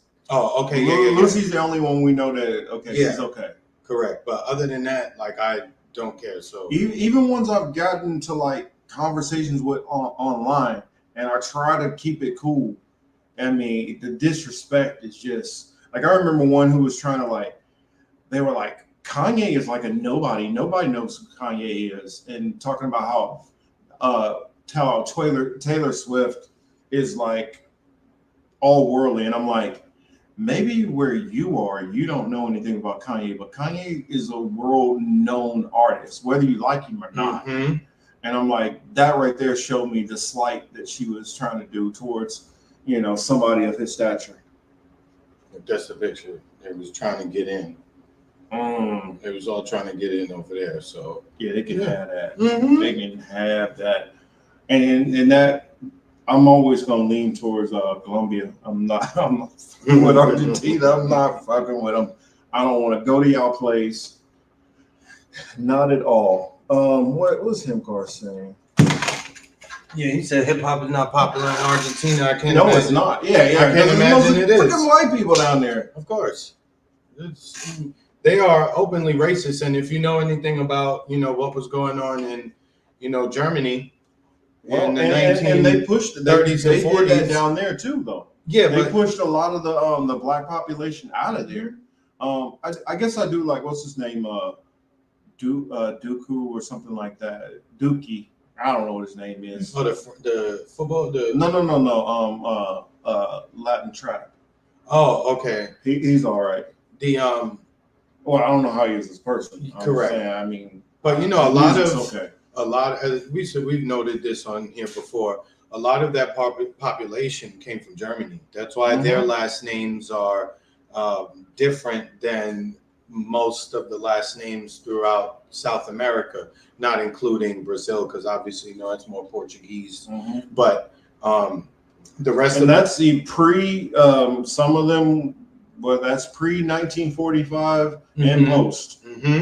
And, you know, a lot of them Germans moved there, and you already know they were really all about themselves and, you know what I mean, having their own spot with no outsiders there. So that's pretty much what they were able to accomplish in Argentina. So I don't mess with people. Well, like a lot of that Latin music that got the damn fucking accordion shit in there, where do y'all think that came from? Correct. That came from them people coming all the way from Germany and Deutschland. Over there. So Eins. Yeah, them types. So we not really messing with all that. But yeah, I mean that's about all I got. If y'all got any questions, y'all want to hit us with real quick, because don't really have much else on. You got anything really? Yeah, I mean, I guess in the thread, see if there's anything in there that look interesting. Because I put some stuff in there research wise, which most of that was probably full of this Trump stuff. thing, yeah. And I think we talked about that at nauseum, so I don't think we really need to get into it. They show like 4 or 5 different shooters. Mm-hmm. Oh, and you know what? Just to touch on Joe, on the current president, you know, ever since the debate, clearly he, you know, Joe Biden and his stunning performance during the debate, he showed us just how strong he is, how much in touch he is, you know, how sharp his brain is. You know, anyone who's questioning Joe Biden's mental, questioning his mental, you know, there's something wrong with them, because the guy's fine, right? He's strong as an ox. Oh yeah. He looks. I mean, I wish I could be like that. Me too. I think he should be. I think that he should be president for the next. Hey, what's up, gang? I think Joe Biden should be president for the next like 2 or 3 terms. I mean, if it's possible, Right. we should put an amendment in for that. We should really push. We should, like dictator. Yeah. You know what I'm saying? I'm with it. I'm with it. Yeah, because he's really smart, and I mean, he just don't seem to age. If I can work for him for free, you know, for the next 30 years, I'm pretty sure. I might. Even when I'm like 60 and he's like 134, I mean, I think that'll probably work. Word. Yeah, I think we should do that. But anyway, what was it I saw? Oh, you know, he admitted, we know this, but again, just to hear him say that he knows he takes questions, that he's taking, you know, pre-selected questions from, he's choosing people that his staff told him to choose, because they're going to ask the questions that they deem to be acceptable. Yeah, that's right. He did. Yeah. He did admit to that. He did admit it. You know, I'm going to ask from this pre-selected list of reporters. Yeah. So again, it's we knew that already. It's not breaking news to us that not just Biden, that they all do this. But again, most of them won't even talk about it, right? Because they just they don't want to make it seem that way. But this, you have him on recorded admitting, like, well, honestly, I do think that this is a break. Mm. I think that, I mean, because think about it. Once Biden became president, that's the least amount of press conferences you've seen a president take. Now, granted, they do have the press secretary goes out there and they do their thing. Mm-hmm. But every now and then the president will just pop up like, ha, hey, I'm here, bitches. And they'll start answering some questions, and it's on the fly, because most of the presidents at least know they rhetoric well enough to be able to, you know, maneuver and navigate. And I mean, you guys saw how many Trump did, and he would do plenty of them, like all over the damn place. Mm-hmm. All the time. And if you think back, Obama popped in, he did plenty of them, had no problem answering. Well, but that's the thing. They didn't need a pre-selected, because they knew which reporters were going to roughly ask what they were going to ask. And they knew, am I dealing with a friendly or am I dealing with a foe? And so Obama was able to come out there and be like, yeah, you, ABC. And Biden, I don't think he even really is there enough to be able to pick out friend or foe. And so they got to script it to that level. Because think, Bill Clinton used to do the same thing. Mm-hmm. Even George Bush used to be able to just walk out every now and then and throw some questions out and have a back and forth with you. Facts. You know, to jump topics real quick, because, you know, like we just, you know, just riding now. Eminem's project dropped. There's a couple good projects that dropped. Common and Pete Rock, they put out an album, The Auditorium Volume 1. That's actually a very good album. Pete Rock did really good on the production, and if you like Common, he was rapping. So I think that's a solid project that you should go and check out if you're into rap. M is Eminem. He put out The Death of Slim Shady, I believe. I can't remember if that was the name of his project, but he put out an album. It's a concept album where he's killing the character Slim Shady. You know, the wild guy that we were all introduced to from Hi, My Name Is back in 99 or 98, whichever it was, right? He made a comment about Candace Owens, and I see Baba mention that. So, everything Eminem said about Candace Owens is correct. I mean, it's true. I don't know. Look, this is not directed to anybody here. Just get that out the way. White people, stop telling us that we should listen to Candace Owens. Stop. Stop, stop, stop, stop, stop, stop, stop. Okay? Let me say it again. You should have started that with public service announcement. Oh, for real.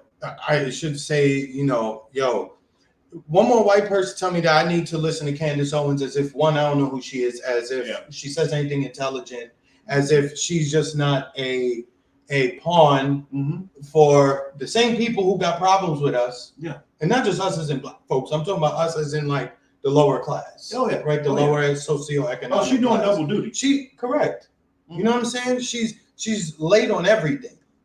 Late on everything, and she's a celebrity rider. Yeah. The moment she hears anything say, I mean, look, she was on her knees swallowing Kanye more than Kim was at that time.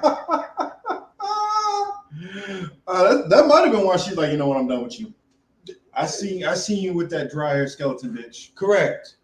You know, and this is a chick who's always having something negative to say about black people. Specifically, right? A lot of her rhetoric, a lot of her shit is to shit on black people, right? Yep. But yet, chick, you married to a white boy from England, you got 3 half-white kids, and you live over there. You don't hang with no niggas. You don't be with no niggas besides the niggas who paid, like Brandon, what's his name? Like the Tatum guy, like the Tatum guy, and all these other guys who are part of the quasi-conservative movement. But these are people who are just don't even live in this country no more. She don't even live here no more. None and of she's always you. And then she always trying to tell people. That's the same with Redacted. They live in fucking Portugal. See? And everything with her is black people this, black people that. Oh, Eminem this, Eminem that. And I'm watching another thing. The white right, they are ups. The white right might be mad they not niggas. How about that? Because you know what? Anytime something happens or something comes up, they jump into the culture. Look, the shit with Trump. The shit with Trump just popped off yesterday, right? They got Trump in the 50 Cent album cover. They got a meme I just saw with Trump, Mini Men also. Yeah, Mini Men. They got them rapping men. They got the Trump voice rapping Mini Men. She just moved, but she just came back here. She didn't. She wasn't here all the time. I saw her in an interview. Say like, yeah, we're gonna come back. This was like not too long ago. Yeah, it's a couple months ago. Yeah, but I don't mess with her. I don't mess with anything she says. Again, she reminds me of Trump that she's a broken clock. You know what I'm saying? She's gonna be right twice a day on certain things. But other than that, like she's a doofus. And again, it's always white people behind them. Every single time. It's none but white folks behind them. And of course I'm not talking about all white people like her, because clearly they don't. I'm talking about a specific type. A specific type. Again, they put Trump in. They loved Kanye West, right? They for the group that says that they cannot stand. If you put that MAGA hat on, they'll love us too. Correct. For the group that's always crying about Holly Weird and their oversized influence, but they want a celebrity around so badly. Donald Trump. Well, that's where the hate comes in. Correct. Because they don't have enough celebrities on their job. That's the reason why when Clint Eastwood came out, he became their new fucking folk leader. Correct. And so anytime they can get some celebrity, what it is they hate is that most of the celebrities are not with them. Correct. It's like the dude who, and he get dissed by a chick. He was walking, hey, shorty, you looking sexy. Oh, damn, you curvy. And then she like, get your broke ass away from me. And you're like, well, fuck you, bitch. You ugly ass, dirty ass bitch. you know that's how they do. Yeah, it's a fact. You know what I'm saying? So it just to hear her. So going back to my point about Eminem basically just said Candace forgot she's black. You know, he made a line something to that effect. I can't quote it for sure, but I don't think anybody ever told her. Right, and so you know, you had what's his guy? The guy who keeps tweeting about Israel all the time now. The MMA guy, Jake Shields. Jake Shields. You had who else? There was a bunch of them, and they were all like, oh, and that what's that pussy name? Dom Luker. Yes, that's his name. They were all like, your homie. Oh, Eminem is black. He's 51, still rapping like this. Y'all be hyped over a Kid Rock appearance. Okay, make it make sense. Y'all he's 51 rapping like that, but y'all don't have a problem with Jay-Z? Jay-Z's older. Or Nas. Why Nas is in his why does 50s. it matter about how your age? That's Correct. your art form. Correct. Or y'all gonna be like, you know what? We think Ozzy Osbourne should stop doing rock and roll and he should sing melodies, like soft melodies now. Yeah. This is their art form. Mm-hmm. You're not gonna expect a fucking painter to stop painting. Correct. And be like, can you do AI art now? Correct. Please. When you see Your boy Lucas Gage. When you see the whole group of these people, they're just waking up about Zionism now, so cool for them. But the moment this dies down for them, they're gonna go right back to taking shots at their usual target. Mm-hmm. Oh yeah, they're going right back to taking shots at their usual target. Sometimes they take a break, they put a pause in it so they can shoot back and come right back to it. Uh-huh. Because they'll be Zionists. It'll be some kind of video featuring a black criminal, and then all of a sudden it's, oh, look at the blacks. Because they're up to it again. Who's the one who moved to Asia? Because he's always doing that. He'll just be like randomly the Zionists, and then he'll be like, oh, look at these black people. Look how they tear up the neighborhood. Yes. I can't remember. I think he moved to Japan or something. I don't even know, dog, but this is... Ryan Dawson. Yes. Okay. Ryan Dawson, that's what I'm talking about. Yes. And, so when you put all them people together, Candace Owens, Dom, bitch-ass Luca, and all the rest of them, like, those people they're cornballs. They so whack. And it just, the following that they build up, just... I don't want a following that large, because when your following is that large, it's probably going to be comprised of a bunch of idiots. Well, Randall Cunningham's son too. Oh, he's another one. Oh yeah. See, yeah, he's the one who's very flamboyant but says he's not gay. Oh, okay, got it. He was like, I'm getting so tired of how they act here at Starbucks. They don't have Pride Day. They're gonna have Pride Day on July 4th. Yeah, you didn't see that? No, I missed that. Yeah, and he's a trip. And then he started going at his pops too, talking about how his pops is stupid and he needs to be more a better representation for Trump. So I don't know. Yeah, man, that shit is crazy. So Jake Shield didn't support the fighters for an anti-class action lawsuit.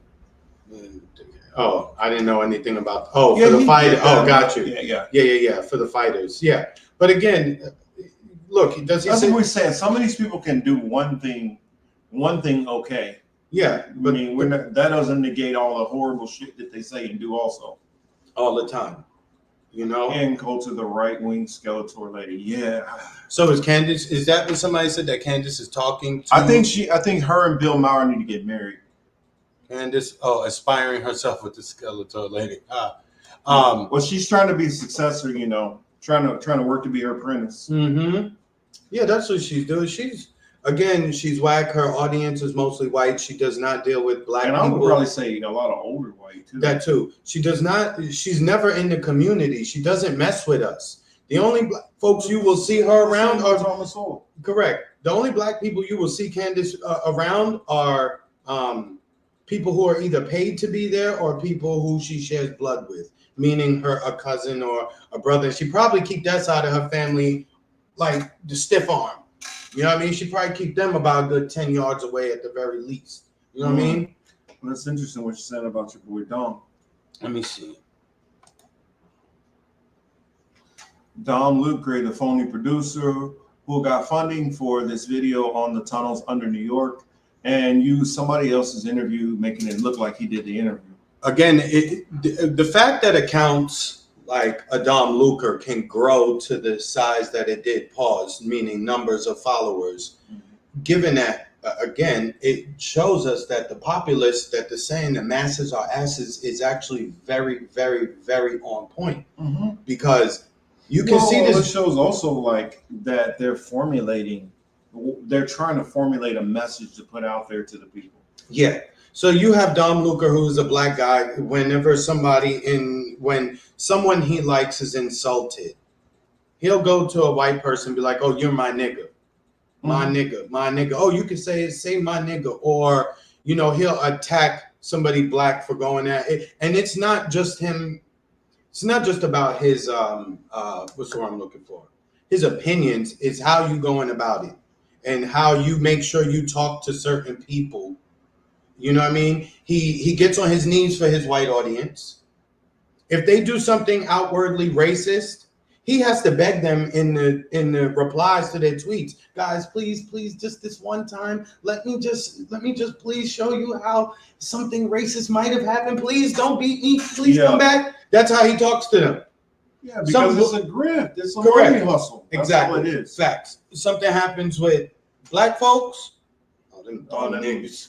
Mm-hmm. Them stupid niggas. Or crickets. Or nothing. Yes. Yep. Correct. There are plenty of times that motherfucker go ghost. A lot of times. And so, I mean, and that's what you get with the Dom Lucas. That's what you get with the Brandon Tatums. That's what you get with the what was it, the Sewell, Thomas Sowell. Yeah. And that's what you get with the Kunis Owens too. Mm-hmm.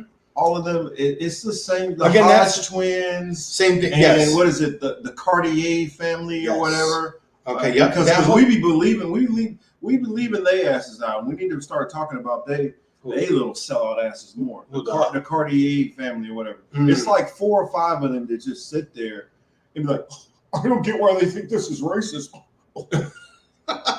You ever see? I show them goofballs. Do you know who we coming on? Oh yeah, Isaiah Washington. That's the actor, dude. I see him again. He's got his look. He cut out his own ribs so he can give himself head. Right? He did? No, I'm being sarcastic. I'll say what? I mean, that's all he does is his own joint into his own horn. Oh yeah, and he just goes and attacks people, calls people stupid. But ain't he the one? Didn't he get the battery charge? No, I don't know. I know he used to be on what was that show? He used to be on medical show, and he got that's what I'm saying. I think he got kicked off of that for like beating up on his old lady or something. Yeah, I don't know. No, Bob, I was being sarcastic because that's what he does. Did the Ozzy Osbourne. That's what he not Ozzy. What it used to be back in the day, say Marilyn Manson. Yeah, exactly. I'm just saying the way that he's always puts information out there. It's like, you know, I'm this, I'm the best. Shut the fuck up, man. You're a tool. That's it. You've got a handle, and you get handled. Pause. And then.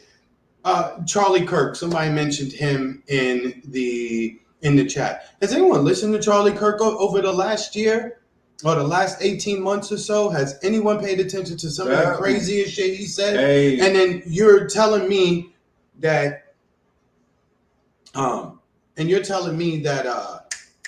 I should listen to Candace Owens, who associates with that dirtbag Charlie Kirk. And again, I know it's a grift. I understand what it is. But all I'm saying is, again, why should I belittle myself by listening to these people religiously and taking them serious? If I do it was the homophobic slurs that he got booted for Grey's Anatomy for. That's what got him. Okay. Yeah. But yeah, why should I watch that show other than to just or why should I watch anything he does or says with the exception other than to ridicule him and to point it out? And then he had that too. With Robert Z. Garage. That was in 2020. So I mean, yeah, that's what his career. Yeah. So and again, he did it. He said he's a Trump supporter and conservative. So you know, obviously that doesn't really work too well in Hollywood. So of course there is a bit of probably is blackballed on some level, which sucks for him. But you know, it is what it is. So yeah, that whole community of them is just they're trash. They're lower than trash actually. Mm-hmm. You know what I mean? Oh God! Don't bring up him. He's a KC fucking embarrassment. Jason Shitlock. Yeah. I'm like, can we all just raise money to send him more pastries so that he can do us all a favor and just he's another one. Turn into a Jabba the Hutt and disappear for us. Black person does anything. Here comes Jason Whitlock gonna be like, well, you know, the way they did it, I just didn't like it. You know. They should have did it a better way. He just always has something negative to say. And again, I think it honestly goes back to wherever Hood he grew up in KC, and niggas just ranking on his ass. Probably, yeah. And so probably he didn't got so many insults. He's like, I hate you, niggas. Mm-hmm. It activated his Uncle Ruckus gene. And maybe Candace is mad that no black men have ever tried to dig a gut. Probably so. Yeah, no black guys tried to smash. No black guys. I don't know. but she don't seem like the type that would. She seemed like the type that would be too scared to even really hang out with any of us. Yeah, Like, correct. it's just too many blacks. In I'm not here. comfortable. They may try to rob me. Oh my Uh-huh. God.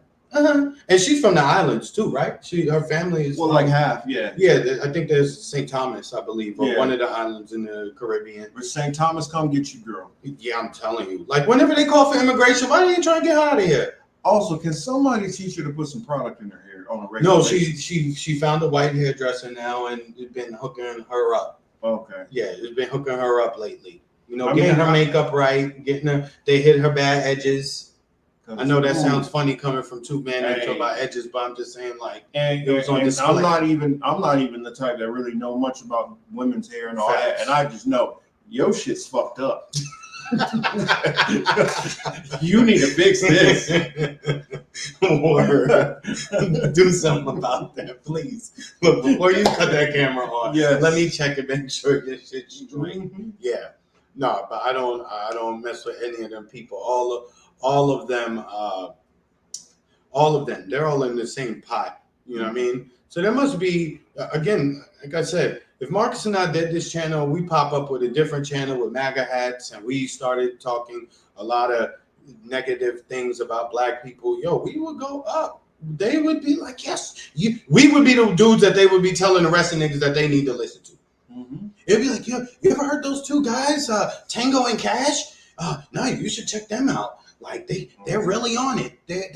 I think you should listen to them because they really know what they're talking about. That's how they would talk. That's how they come and talk to me, and I'll just be like I know you don't know that I know as much as I know. But And what it is and let me translate that for those who don't understand what they're saying is, I know you black men that you're not very smart, and so let me bring you a black that can that this black can probably speak to you and educate you in your language, in your language, so you'll realize that you've been wrong all this time. That's what it is. Yeah, correct. I mean, we speak through y'all racist pandering. Mm-hmm. And the crazy part about it is most of them don't even realize that they're being racist. Yeah, they don't. They really don't. They don't. And it's like what I've learned, especially being in this space, is I can sit there, put out, I went to college here, I did this, I studied this, I have experienced this, I've done this, I've done that, I've done that. And I still have to be questioned on every single thing I lay out. But some random ass white person on Twitter can get on and say anything with no credentials, not even an actual real fucking picture. Mm-hmm. And that gets more credit than me. I mean, I could tell you, I've lived in Kansas City, for X amount of years, and this is how it was in this time period, and this is that place, and this street goes there. Mm-hmm. And some random ass person who ain't never lived there could just say this shit. Is that live? Yeah, that's breaking story. FBI Secret Service investigating motive. Oh, of Trump investigate. rally. Okay, I thought they said they had the. Okay. No. Oh no, that's talking about something else. Oh, okay. Oh wait a minute, no. She says one of the witnesses. Yes. No, that's something else. That's something in the classroom. She's just crazy. Destiny's being. Who is Destiny? Destiny's being. Oh, I don't know about Destiny.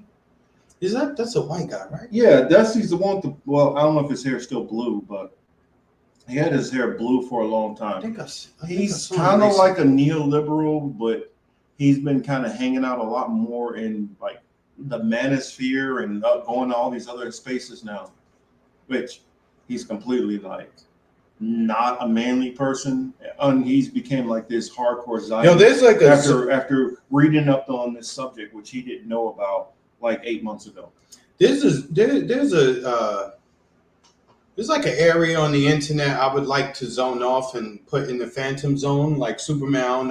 Superman fans we have in the building. Anybody who knows about the history of Superman, right? But the Kryptonians made this thing called the phantom zone. They could put you in there. It's essentially like a different reality, but you're just in a large space. I don't know, but that's where you go when you want to put him there. I would rather put him in the prison capsule. Oh, okay, yeah, but and just float them out to space. and that's where they go. Oh, okay, you want to put them in space, but they typically put them in the capsule and then they put them into the Phantom Zone, right? But I wish we could. Not where they put what's his name, Zod. General Zod. I want to put them in there. Yeah. With Zod and the peeps. Correct. Y'all can go float around. Yes. Y'all catch orbit and then rotate. I wish I could put some of them in the Phantom Zone, along with most of the men from the Manosphere. I've been on this channel saying it a long time. I can't stand most of the people in the Manosphere. They're stupid people, and a lot of them just pay for prostitutes, and they want every woman to behave essentially like a prostitute who will receive money and then do any and everything that you want them to do. Okay, but it doesn't work like that. As I've said many a time, it don't work that way. They've gotten money and dealt with prostitutes, and they've gotten so used to that arrangement, they think that that's how a marriage or relationship should work. Correct. You know what I mean? And they think that this is a winning formula, but none of them. Oh, sorry, he had to correct me. He said he is in the Phantom Zone. Okay. Yeah, but that's where they need to go. Mm-hmm. And then it's just I listen to like some of their commentary in the Manosphere, whether it's Fresh and Fit. It's funny. He just brought up Myron. Oh, that's funny. Whether it's Fresh and Fit or the other guy I hear sometimes, or there's an assortment of guys in there, and they all like. Oh, is it Zirkus and all that? Yeah, they all kind of move in the same space. You understand? Which it kind of looks like the Manosphere is kind of falling apart more. It looks like the Black Manosphere, which was kind of predating them, is kind of what's still left. Like you got what is it? Poor man's tutorial, mediocre. Okay, tutorial. Yeah. What's his name? O'Shea Duke Jackson. Like, okay. A lot of them were the Manosphere before with Kevin Samuels and all them, and then these other started popping up, which really they were just right wingers who came in and they just colonized that space and took over. And now that the Manosphere thing is starting to fall apart, now those people are going back to being conservatives, or some of them are like Pearly Things, how she's trying to now turn herself into a right-wing conservative to capitalize off of that. You know, because I learned a lot about a lot of this because Preaching Ab are always kind of going back and forth with Myra, and that's how I've kind of learned about the whole sphere, and the same thing with O'Shea Duke Jackson. You know, again, all these he's all right. All these men take notice. All these men have all these suggestions about how to deal with women, etc., etc. None of them have women outside of the ones they purchase. Right? They're not in any kind of long-term relationship. They don't have children, and if they do have children, they're probably not with the child's mother, right? Because then they would say that. And I'm not, look, relationships break up. Look, I'm a statistic myself for that, right? However, these dudes don't have any of that. So you listening to these, so you have young men listening to these dudes. So I be telling all young guys, like, you hear these dudes, pay them no mind. They got it all wrong. They're going to have you out here tricking your whole work check for a chick who won't even show up and have dinner with you. Well, they're the internet version of like dinner for schmucks. Yeah. That's what they are. I mean, they hustle these guys into these dating tricks, and they think, oh, well, if you just listen to me and you buy my book, you're going to be this successful man and all the women love you. Yeah.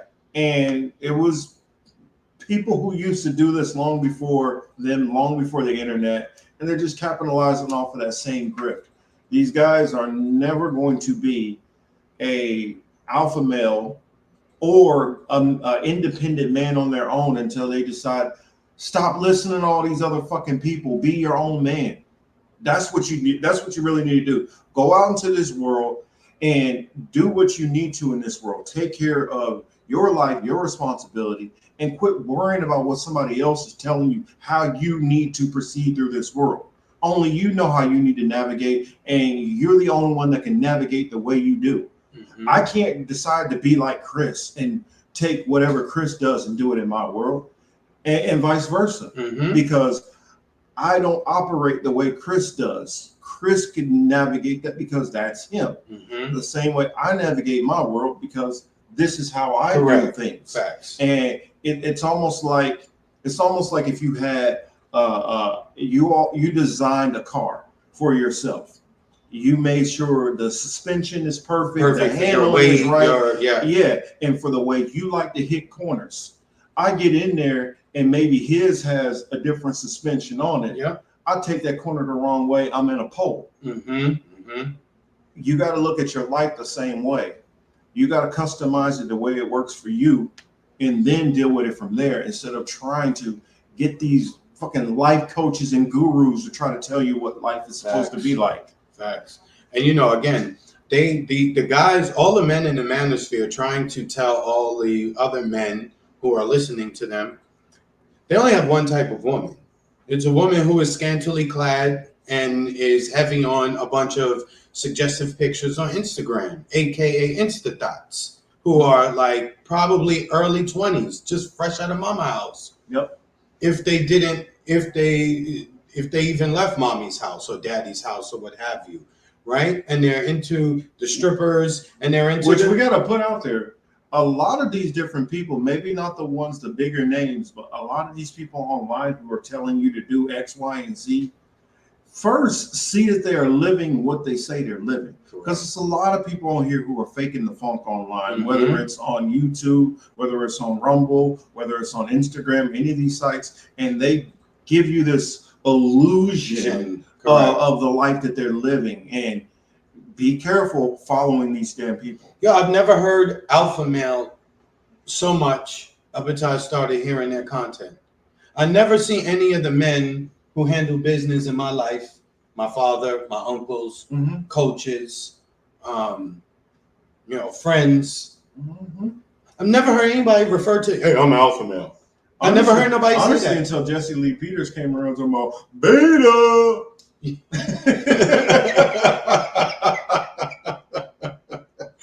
No, Hamza, I don't see beautiful women on Fresh and Fit. I see little girls.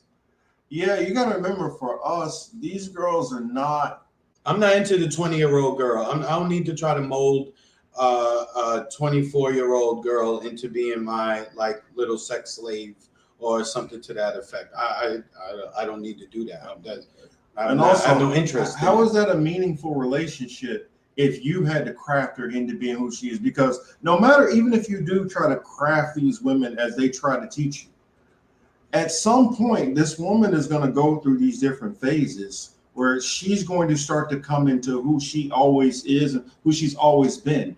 And then what do you do then when this woman you spent all this time trying to mold into your little pet and starts breaking out of that?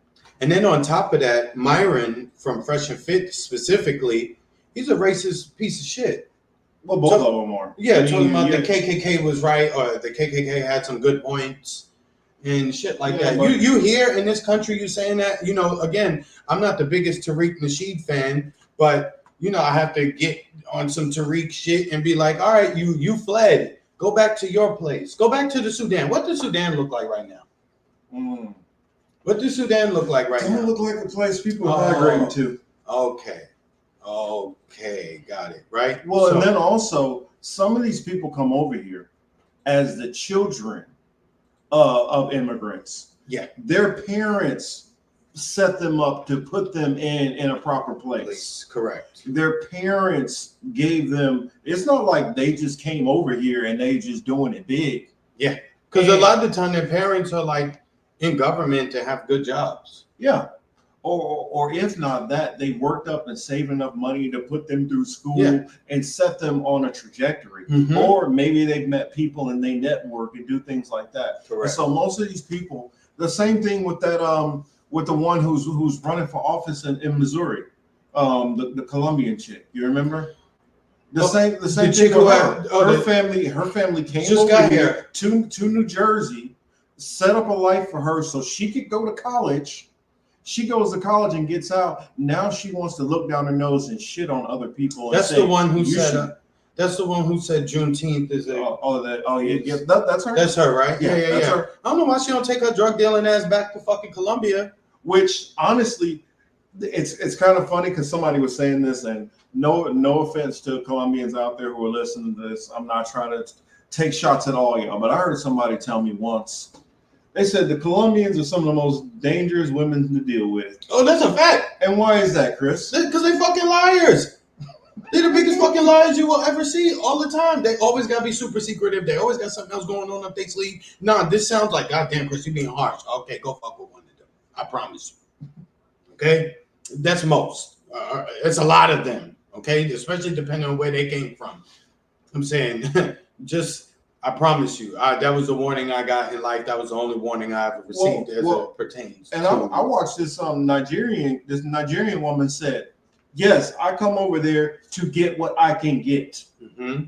And so you have a bunch of people who come to this country with no affinity for anything. Mm-hmm. Their only affinity is, how can I make more money? Yes, correct. And so if I find out I can make more money by saying, stop being gay all the time, like what she's doing. She's jumping on the LGBTQ, anti-LGBTQ bandwagon. Mm-hmm. The whole, you guys need to get off welfare. If you find that you can find that lane and you can grift and make money, there needs to be more scrutiny on these people who are either coming in directly or you're a descendant of somebody, and then you get this, you go into this political lane and do all this stuff.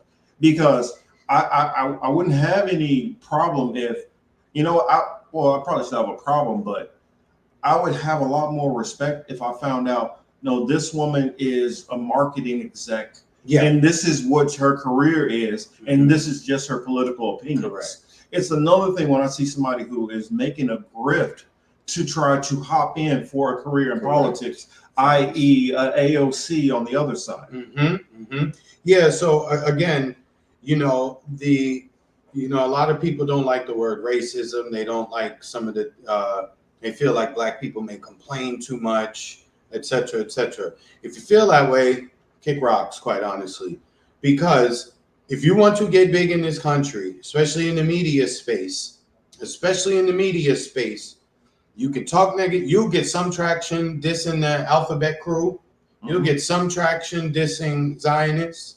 You'll get some traction dissing Hispanics or immigrants, Arabs, what have you. But you will not grow to the same height until you start criticizing black people here in America. The moment you do that, boom, all eyes on you. You take off. You start getting donations.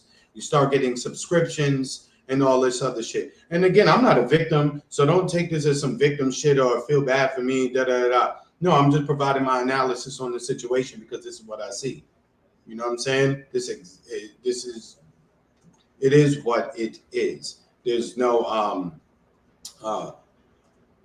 it's evident. You can look at it. You can look at all of the larger channels. Valentina Gomez. That was her name. Oh, okay, Valentina Gomez. Okay.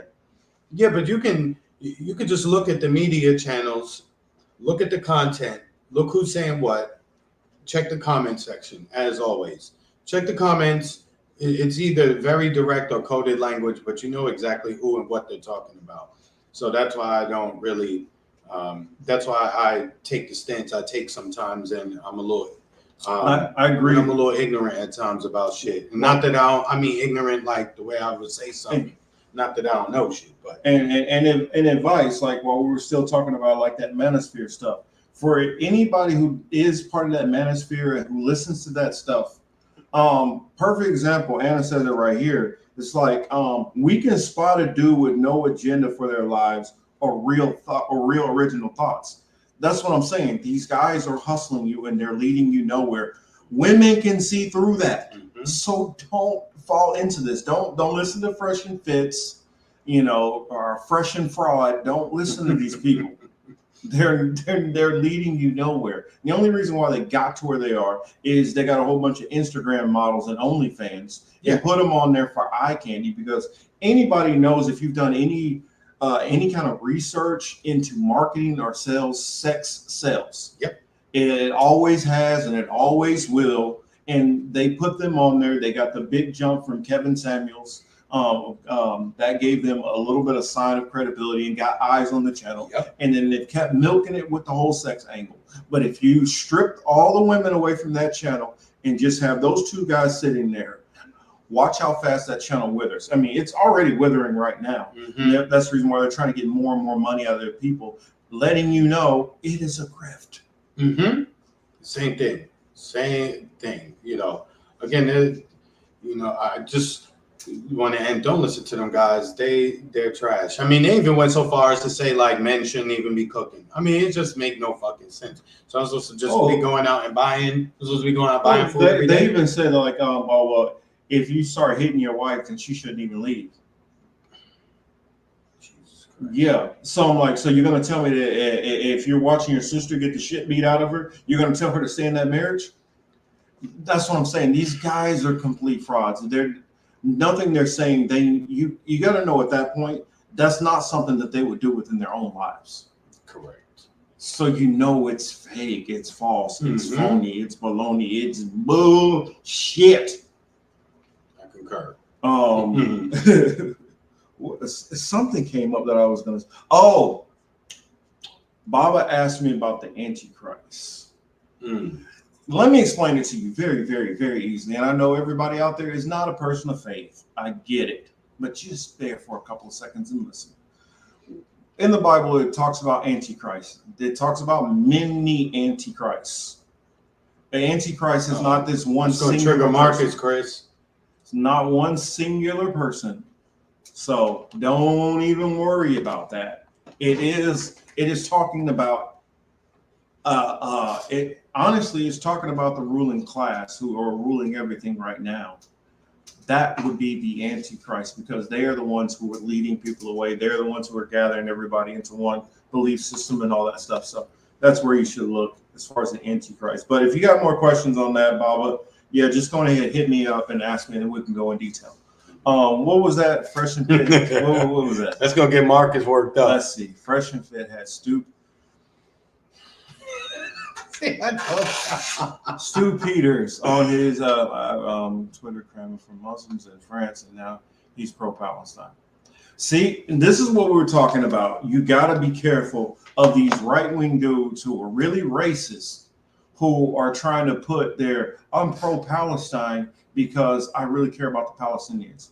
Stu Peters don't give a shit about no Palestinians, no black or brown people I feel he cares about. But his level of hatred towards a certain group, he disguises it in, oh, I'm pro-Palestinian. He's anti you know who. And I wouldn't even say he's anti-Zionist. I would say across the board, if you could take Stu Peters back, who he would be, let's see, 100 years ago would be the 1924. He would be the same person that would be in Tulsa riding around in planes, dropping stuff on buildings. He would be that same person. He would be that person that's in Philadelphia, Mississippi, talking about, I don't know what happened to the black boy and them two Jews. I don't know what happened to him. I don't know. They probably just messing around down here. He's in the same vein of those people. Don't let it fool you because he speaks in such a clear and concise way, and he's a good public speaker. Don't let that fool you. Know who these people are. Don't let him fool you. Oh no. There you go. Da da da da da da da. Oh, he even tried to spoil you. Oh yeah. Exactly. So I mean, that's what we gotta say to that, man. You can't let these people try to fool you. First and foremost, always be an original thinker. Be an original thinker first, and you know, just wade through information and challenge yourself always. Like I'm trying to remember, what is it, Descartes? Descartes would always talk about how you should take your beliefs and look at a belief like apples, and how you would peel an apple and look for the holes and see if there's worms in it. And each one of your beliefs, pick them up and then examine them always. Because sometimes you say stuff reflexively and you don't realize do I really believe that? Am I really dying on that hill? Exactly. No. Or am I just saying this because this is what I've been told from my parents? So I would say definitely just always re-examine and assess the way you think about things. And then that's the way you could actually really get to who you are as a person, because we're always still growing as a people, as a person. And the more you embrace that, you know what, I don't know everything. I can be wrong on some things. Mhm. Some of the things I think I can change on those things. Just when you get to these people, like my favorite thing I love to say, Will Ferrell, when he say, I'm taped to the bicycle on this one. Oh God. Don't be taped to the bicycle Oh God. because you can be going down a hill with no brakes. Mhm. Yeah, I mean, I always got to throw a little spiritual in there for you, Thomas. I mean, because under my belief system, and I know some of y'all know my beliefs, some of y'all don't know my beliefs, but I do believe that we live through regeneration, and so some of these people who are saying this racist crap, just think a couple generations ago when there wasn't cameras on them to watch, when there wasn't as much accountability to track what you're doing. Some of them were probably enacting some of these things. Mm-hmm. So don't think that, I just think that I just want to protect our borders. No, you don't like the country getting browner. Just be honest. I mean, there is very few, and there are some who honestly care about borders and safety and all that, but most of them just don't like seeing more brown people. They don't like hearing somebody speaking another language. They don't like riding down the street and hearing music that's different than good old fashioned hee-haw country music. So just be real with what it really is. Like we said before, a lot of these Trumpers, a lot of these MAGA people like the fact of Trump started off, fuck them immigrants, basically. Mm-hmm. Mm-hmm. And they were like, yeah! That was all it took. Yeah, that's what I'm talking about. I'm tired of these fucking immigrants. That was all it took, literally, was him to come down that fucking escalator and to say, which he paid for that whole scene, which everybody was saying took place at the time. You know what I mean? And the weakest link of people fell for it. Well, he started off with the birther shit. Oh, yeah, that's right. That the birther shit got him hot. That's right. what started off with. That's right, They're yes. like, I knew Obama. He's not no fucking American. Yeah. He's born in Kenya. And you know what, y'all? You know what? Not for nothing. So you let a Kenyan sit in the White House and y'all ain't do shit. You're pussy. Stop talking. Well, here's the thing. If his father is Kenyan, do babies come out of the moms or the dads? Where the fuck was his mom at? Mm-hmm. She was here, wasn't she? She was here. In Kansas. She was in Kansas. Yes, I thought. Mm-hmm. That's where he was. She was in Hawaii at the time. But through most of her pregnancy, she was in Kansas. Mm-hmm. And then moved to Hawaii and was doing a teaching job. That's where the pops was at. Mm. He spent some of his upbringing in Kansas, yeah, because that's where his grandparents are from on his mom's side. Mm-hmm. His father was in Hawaii and then went back to Kenya after he finished his work program or whatever. But what are details to people who have an agenda? Exactly. That is correct. Yeah, well, that's the thing. All of Stu is a punk, but he does good documentary on USS Liberty. The reason, what does that have in common? It's going at people he hates already. So of course he's gonna find the dirt to compound that. Mm-hmm. And it's the same thing with Burmese. Burmese does great on the loose change and 9/11 stuff. Mm-hmm. But outside of that, everything else is a little at best. Correct. Absolutely. I mean, and there's a lot of people out there like that where they got one or two topics where they're great at. And then the rest is like substandard. So when you're really looking at it, 10% of the work is good and 90% is due. Yep. Mm-hmm. So it's a good description of it, because essentially what it is do. Mm-hmm. What they do, you know what I mean? And I don't hate on anybody. Yeah, I'm a bit critical of people and shit like that, but I definitely don't hate on people. I get along with everybody. I have friends of every race, color, creed, religion, all that crazy shit. You know what I mean? So when I speak the shit that I say, you know, Anna speaking your language here. what is she saying? Let me see. Mm-hmm. Hannah Mares, I know it's a touchy subject, but we have to get stronger. Sit in the sun, go on a short walk, touch trees and grass with bare feet. We all get strong. Hey, I'm telling you. Hey, you speaking the language right there. That's what you got to do. You do. You really have to get outside. You know, a lot of these people just be stuck on the internet. You know what I mean? Yeah, Thomas, man. Sometimes, man, because you know the stupidity gets so. You know, again, what did they say? A lie is halfway around the world before the truth gets his pants on. Out the bed or whatever it is, pants on. Pants on or shoes on, whatever. It's kind of like the same thing with stupidity. Mm-hmm. You know what I'm saying? Oh, yeah. Stupidity travels halfway around the world before intelligence can get up. Yeah. You know what I mean? Intelligence is like, oh, what's going on right? Yeah. They said what? Exactly. So that's why I go off sometimes, because these are people who claim to be smart or intelligent or well informed, or to have their finger on the pulse of what's going on in terms of ear to the ground. Yeah, as it relates to matters of culture, politics, news, current events, foreign policy, economic policy, and all these things like that. And they really don't.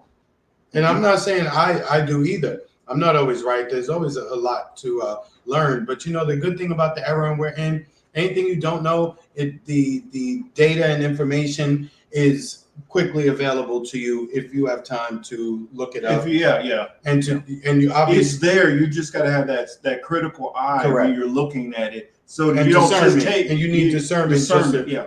So you just don't read the first article that comes up on CNN and be like, "Well, CNN said this." You know what I mean? And that's honestly that's the problem with like a lot of our older brothers, parents, and all that. Yes, they come from that era where trust the news. The news is saying this, and they still, and in one breath they'll be like, you know, you can't trust anything on the news, but you're trusting everything from the news. Facts. And we saw this heavy with the Rona situation. You know, and the thing is too, you know, I used to tell people, just don't listen to me. Go do your research. Now I'll be straight up telling them, what you believe is wrong. This is what it is. You know, like I was trying to tell someone about the Talmud the other day.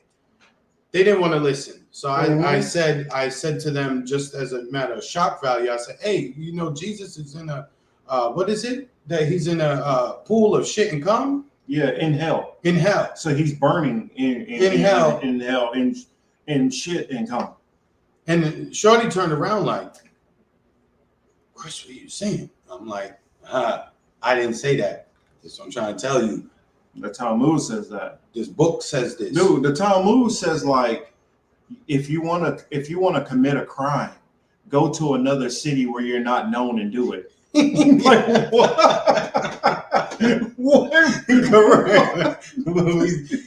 It says a bunch of wild stuff. And I'm not even gonna get into some of the things that it says about children, but you know, it's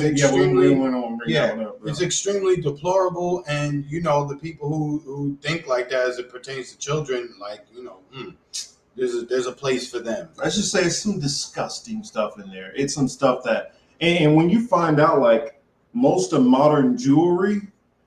And for those who don't know, jewelry is just a term for the Jewish world.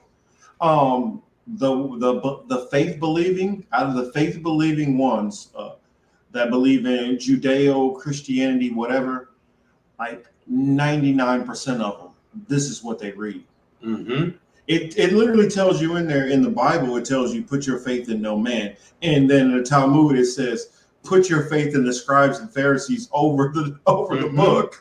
Yo, you know I'm not a Christian, but if we got on this live right now and burned the Bible, people would be upset, and they would say, they would be like, "Oh, that's messed up. You shouldn't be burning the Bible." You know, if we burn the Quran, the Muslims would be a little more mad, just a little bit. Yeah. But You burn that fucking Talmud like the what's that white boy name? Lucas Gage. Lucas Gage, yeah. He burned the Talmud on He his started page. getting swatted. He got swatted and they banned, then they shut his account down for months.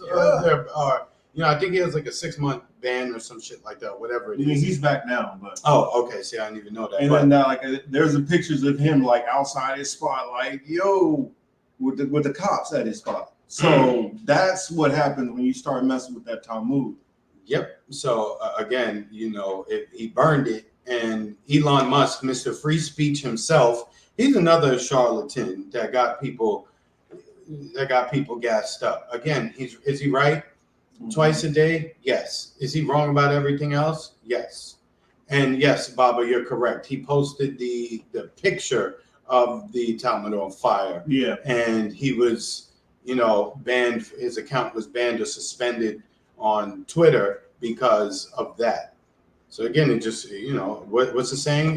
You want to know who has power? Just look at who you can and can't criticize. Because I guarantee you, he could come right out with him burning the Bible and it wouldn't have been burn the Quran, burn Buddhism. I mean, whatever. Yeah, Taoism and Zoroastrianism and I mean, it would have probably been get mild complaint like, this is kind of hate speech.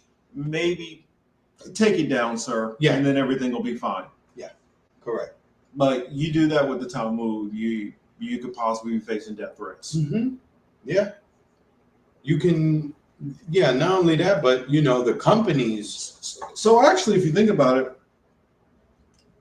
who's the real zealots? Because they always make it like the Muslim terrorist extremists. They're the religious fundamentalists. They're the real fundamentalists. They're the real. But I mean, I don't know if y'all know about a spot in New York, and Chris can back me up on this, about the little line that they got a little string wrapped around a certain part of New York and Brooklyn that they like, that way I'm still in my house on the Sabbath, so it's all right for me, because that's their breakdown on the Sabbath, that you're not supposed to work or be out or shop and all that. And so they tie a string around the city so they can basically try to skirt God's law. So as if he can't see them. It's like they're the only ones I've ever heard of who try to make up rules to how can I outsmart God? Let me play lawyer with God.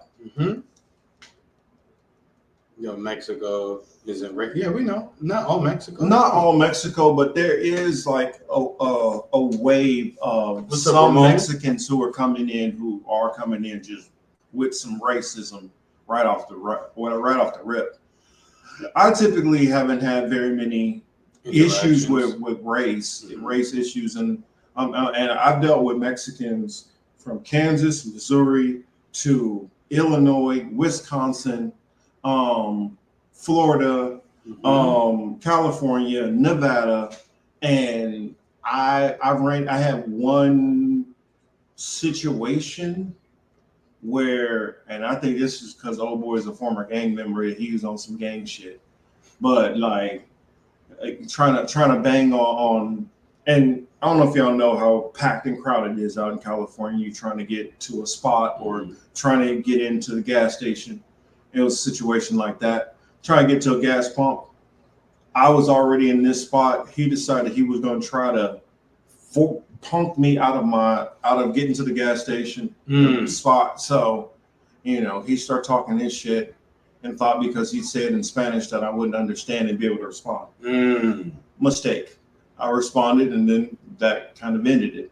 I mean, at least for me, most of my interactions with Mexicans were straight. There hasn't been a situation for me that I could bring up personally and be like, yo, they was on some foul shit. Again, that's me personally. However, I know in different parts of the country and different people have other experiences. You know what I'm saying? And I'm not going to make light of their experiences based on their location. You know what I'm saying? I'm just speaking for me. I have had more probably racial comments said by Puerto Ricans and Cubans and Dominicans than I have Mexicans, to be quite honest. But in defense, Puerto Ricans beef with Dominicans and Cubans and everybody. So the same. So it's not. It's just a beefing type thing, especially in New York when you get into close quarters. Yeah, that's what I'm saying. But nobody knows anything, but everybody knows how to insult and who to insult. You know what I mean? It's one group that always. But yes, and Baba, we agree. The Christians are just as bad as the other group you had. Honestly, Christian Zionists are probably the worst because they literally only want Jewish people so that they can sacrifice them to supposedly get into the Holy Land. That's for people who don't know that, this is what all of Christianity believes. They believe there needs to be a certain amount of Jews in the land for the Messiah to return.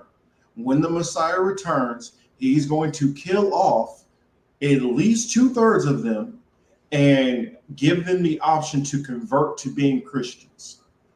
If they don't convert, then they're going to slaughter them and then they're going to heaven. That's so Christians only care about the Jews so that they can get in the land to fulfill prophecy for them. They honestly believe that they are spiritual Israel and that bloodline descendants of Israel don't really matter. So that's that. How do you get more anti-Semitic than that? Well, yeah, you're right. Correct. you're like, you guys aren't even God's people anymore, really. It's everybody now. We've taken your place as spiritual Israel. And one last thing I wanted to get at. One of these, I'll just say RBN, Revolutionary Black Network. They Why you gotta pick on RBN? No, I'm not picking on them. I'm just saying because they were having a back and forth with Chuck D from Public Enemy. I saw that they had invited Chuck D and some other guy, I can't remember the guy's name, to debate each other. They were hosting the debate. Yeah, they were hosting the debate, right? And I saw them trying to get Chuck D, on the platform because they have respect for him and shit like that. I hadn't. Well, I don't even want to call it interaction because he didn't respond to me. But Chuck D is out here saying that he's going on tour with the United States State Department to spread music and culture throughout wherever they go. And he's like, he's getting upset at the people who are like, wait, you doing what with who? You are Chuck D of Public Enemy. Why do you need to be partnered with the State Department to do anything musically and culturally? You could just do it on the fucking internet. If you need a bag from the state, just say, yeah, you know what? They're giving out bags and I went to go get a bag. Hell, go do USO tours, shit. I'm just saying, right? Anything. But he sits there and he's like, oh, you people don't know what you're talking about. You're stupid. And his tweets are some of the most confusing tweets you will ever see. Just not even word salad, word babble. You know what I mean? Just, dog, what are you talking about? Like, that's my response whenever I'm sometimes like this, like, you just reading, look at my face, like, and be like, what is he saying? That's how Chuck D will have you looking at your phone after reading some of his tweets. And again, I always say, look, that Batman line comes back to hit time and time and time again. You either die and be the hero, or you live long enough to see yourself become the villain. This happens all the time. So Chuck D, fight the power, this, and that. And you talked about systems and governments and individuals and all this shit. And you say that you're going to partner with the State Department, who was primarily responsible for helping destroy Libya, by the way. I'm just saying for somebody who's all pro-Black, pan-African. Well, hey, more close to home. I mean, they flooded drugs into the communities, and you were old enough to watch the change. Correct. You watch it go from like Black neighborhoods where mom and dad are together, and they're raising the kids. They're both working 40 hours a week. Good jobs, and they're building up a positive environment. And you watch that completely get destroyed. You watch people go from being the guy who worked as a plumber for 15 years, or an electrician, to now he out on the corner with begging and stealing TVs and shit. So RBN had invited him on. I didn't watch I didn't waste my time watching the the discussion they had. And again, that's no offense to them, but I was just like, I even tweeted, I think it was maybe Rome or whatever. I was like, dog, don't even waste your time. Like, if you seen what he's saying, he talk about State Department this, and then everything else he's getting butthurt and mad sensitive and mad bitch made over the fact that people are like, yo, dog, the State Department, really? Mm-hmm. This Department of State, what's going on in foreign affairs right now? Mm-hmm. Just around the world, not just in that one place, but look at all the where you going to spread culture, though? Get the State Department that you can't or haven't done already. Yeah. Where? Tell me. I mean, you could pretty much call any of these countries and be like, yo, I'm Chuck D. I really would like to put on a concert in your area or whatever.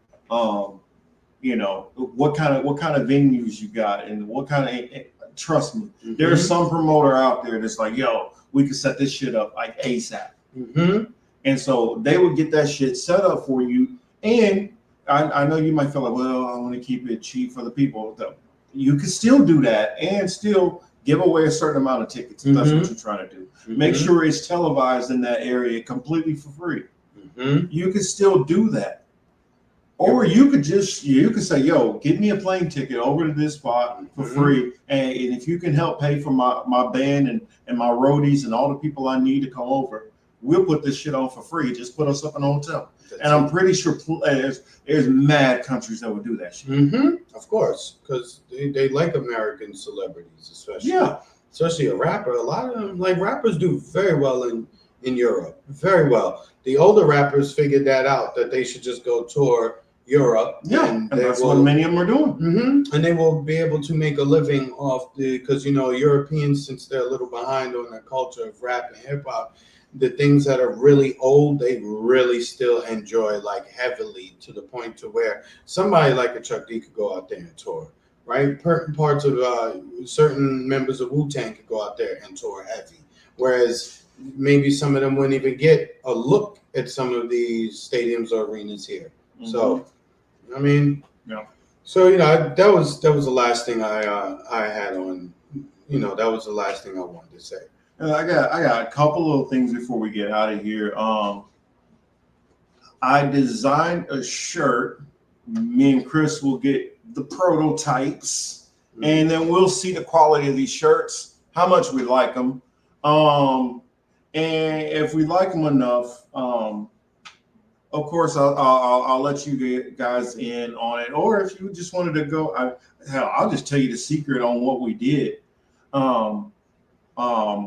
You know, just ask me. I can tell you how. And if you want to make your own political matrix shirt, just like ours, you can do it. I'm not getting into the business of trying to sell you guys merch at this point. I mean, I got enough stuff just keep my head above water, so I'm not trying to do all that. But I'll show y'all the shirt that we get once it's done. Y'all can check it out if y'all like it. You know, copy it and make your own shirts. And I figure that helps out just getting our names out there. People will see the shirt and, yo, who's the political matrix? What's that about? Exactly. And so that can help start a conversation and get people out there. Because I would like to see, you know, I don't know, just an accomplishment. I just want to see us hit 1,000. And we'll get there, bro. I know we'll get there, but you know, I just would like to see it. It just, I don't know, something about it feels visually. Good. I know we'll probably get demonetized right after, but I just would want to see us hit it. And the last thing is, and just remember, for anybody who, you know, who doesn't know me, Baba, hit me up and I'll show you. I think I got a string. I'll snapshot a picture of it and I'll show you what the shirts look like. I was gonna say, for those who don't know me, like, yo, I'm actually cool as hell. You know what I'm saying? Don't think that I hate people just because you may hear me go off on a rant about certain peoples or topics and shit like that. You know what I mean? Just to clear the air for those who aren't aware or don't know. I'm not doing, I don't say that because I want people to go, oh my God, I really like him. No. Just putting that out there. That's it. No other reason behind that. I don't know if I do later on, because as Chris knows, I have a little bit of a flair of designing and stuff like that. I could probably come up with, you know, some designs for like a leggings and tank tops and all that. I gotta also see. My mom actually does have like a t-shirt machine. Well, it got broken by her ex, and that's the whole thing. And but I think she'll have that fixed. And Okay. so I don't know. Might come up with some designs for her to make some shirts or something. All right, that's what's up. So, also the last thing I'll say is, I plan on being definitely. We're going to the convention. I'm pretty sure. I think Chris might be going also. We'll see. But that'll be cool. That'll be the plan that we head up there for the DNC convention. I just got a feeling it's going to be pandemonium out there. I just want to be in there to just revel off of liberal tears. Oh yeah. When this shit just goes crazy. Yeah. And ask them. And plus, I would just like to talk to people on the ground, like some of their thoughts, and get some of those interviews out to you guys. And I don't know if we see any of y'all out there, that would be even better. Love to meet some of y'all in person if y'all if y'all decide to go to the convention. I'm not delicate, so it's not like I'm gonna be inside. I'll be outside with everybody else, hollering, saying what's up. And so, maybe afterwards we could tip back a few with everybody, and that'd be cool. So, if that's about it. That's Let's all I see. got, really. She says, "Don't you dare t-shirt the female version. We hate them and want tanks." Okay, so I'm hearing the females want the tanks. Females want tanks. Don't t-shirt the female ones. Because Anna just said that and Baba said that. So. Oh, she did? Yeah, she said loose fitting tank. And beanie, loose fitting tank. Okay, got tank you, top, got you. Okay. Leggings. She's like, yeah, all that. Got you. I don't know. I mean, I thought about it because to be honest, it just helps get the name out there. And I know with us being so shadow banned, there's probably plenty of people that would love to be in on our conversations and can also add to our conversation and add to our community. And there's probably somebody out there like wishing that they probably had something to listen to that's like this, but don't know we exist. And so, all right, y'all can probably help more people be aware of who we are. And just like we said, we don't worry about the money aspect of it, but it's just about not because we're rich, but not because we're rich. I mean, like, we work. Nah, I ain't gonna lie. Now, if money start raining from the sky, we not about to complain. But we work. Hardworking individuals. But we're just happy when you guys share, retweet, give us a like. Definitely, like goes a long way with getting us out in the algorithm, and we just want to be a part of the conversation. Yeah, that's it. That's it. But that's all I got. Hemcar says, yeah, he wear a political matrix shirt too. I mean, all y'all who just contact me and let me know, and we'll see. Something that we'll put our heads together and think about. And we won't put our faces all big on the shirt either. You know what I mean? To make it look like we're just trying to pirate ourselves. We'll like have a little logo. We're gonna have different versions. Versions. Some of it might just literally say the political matrix. Correct. Yeah. Some of it might have like our icon. We should get them with the QR code. I honestly want to do a couple where, remember how I did the Matrix one? Oh, yeah. A couple of those. Yeah, a couple of those is cool, but I just don't want it to be like a portrait where we're like. No. Yeah, I don't want that. Well, the main reason why this first shit. Look, he said House of Dragon is on, so that. You already know I'm about to watch that shit. It started at what time? 10? It already dropped. Oh shit. Okay. It already dropped. Oh, I got HBO, so you could watch it on the big screen. It just got wild. The last episode, it just popped off. And so our usual night is Saturday. Is Saturday nights, usually between the hours of 9 p.m. Eastern time to like maybe 1 midnight, 1 a.m. Eastern time. And from my time about 6 roughly Pacific, And if this is you guys' first time tuning in, you know, this Marcus first time being on the live together. Yeah, so you guys, you're catching something that has That we not never- happened that we in have- yeah. years. Correct. This is literally the first time we've ever both been on camera together. Correct. Like we met in person Yeah. just last week. Yeah, You know what I'm saying? That was our first time, even though we had been doing the show together. And like for- when for we talk like years. all week long with each Yeah. other, you know, Correct. become like brothers and like best friends like over these years, like going on with like 4 years now. Mhm.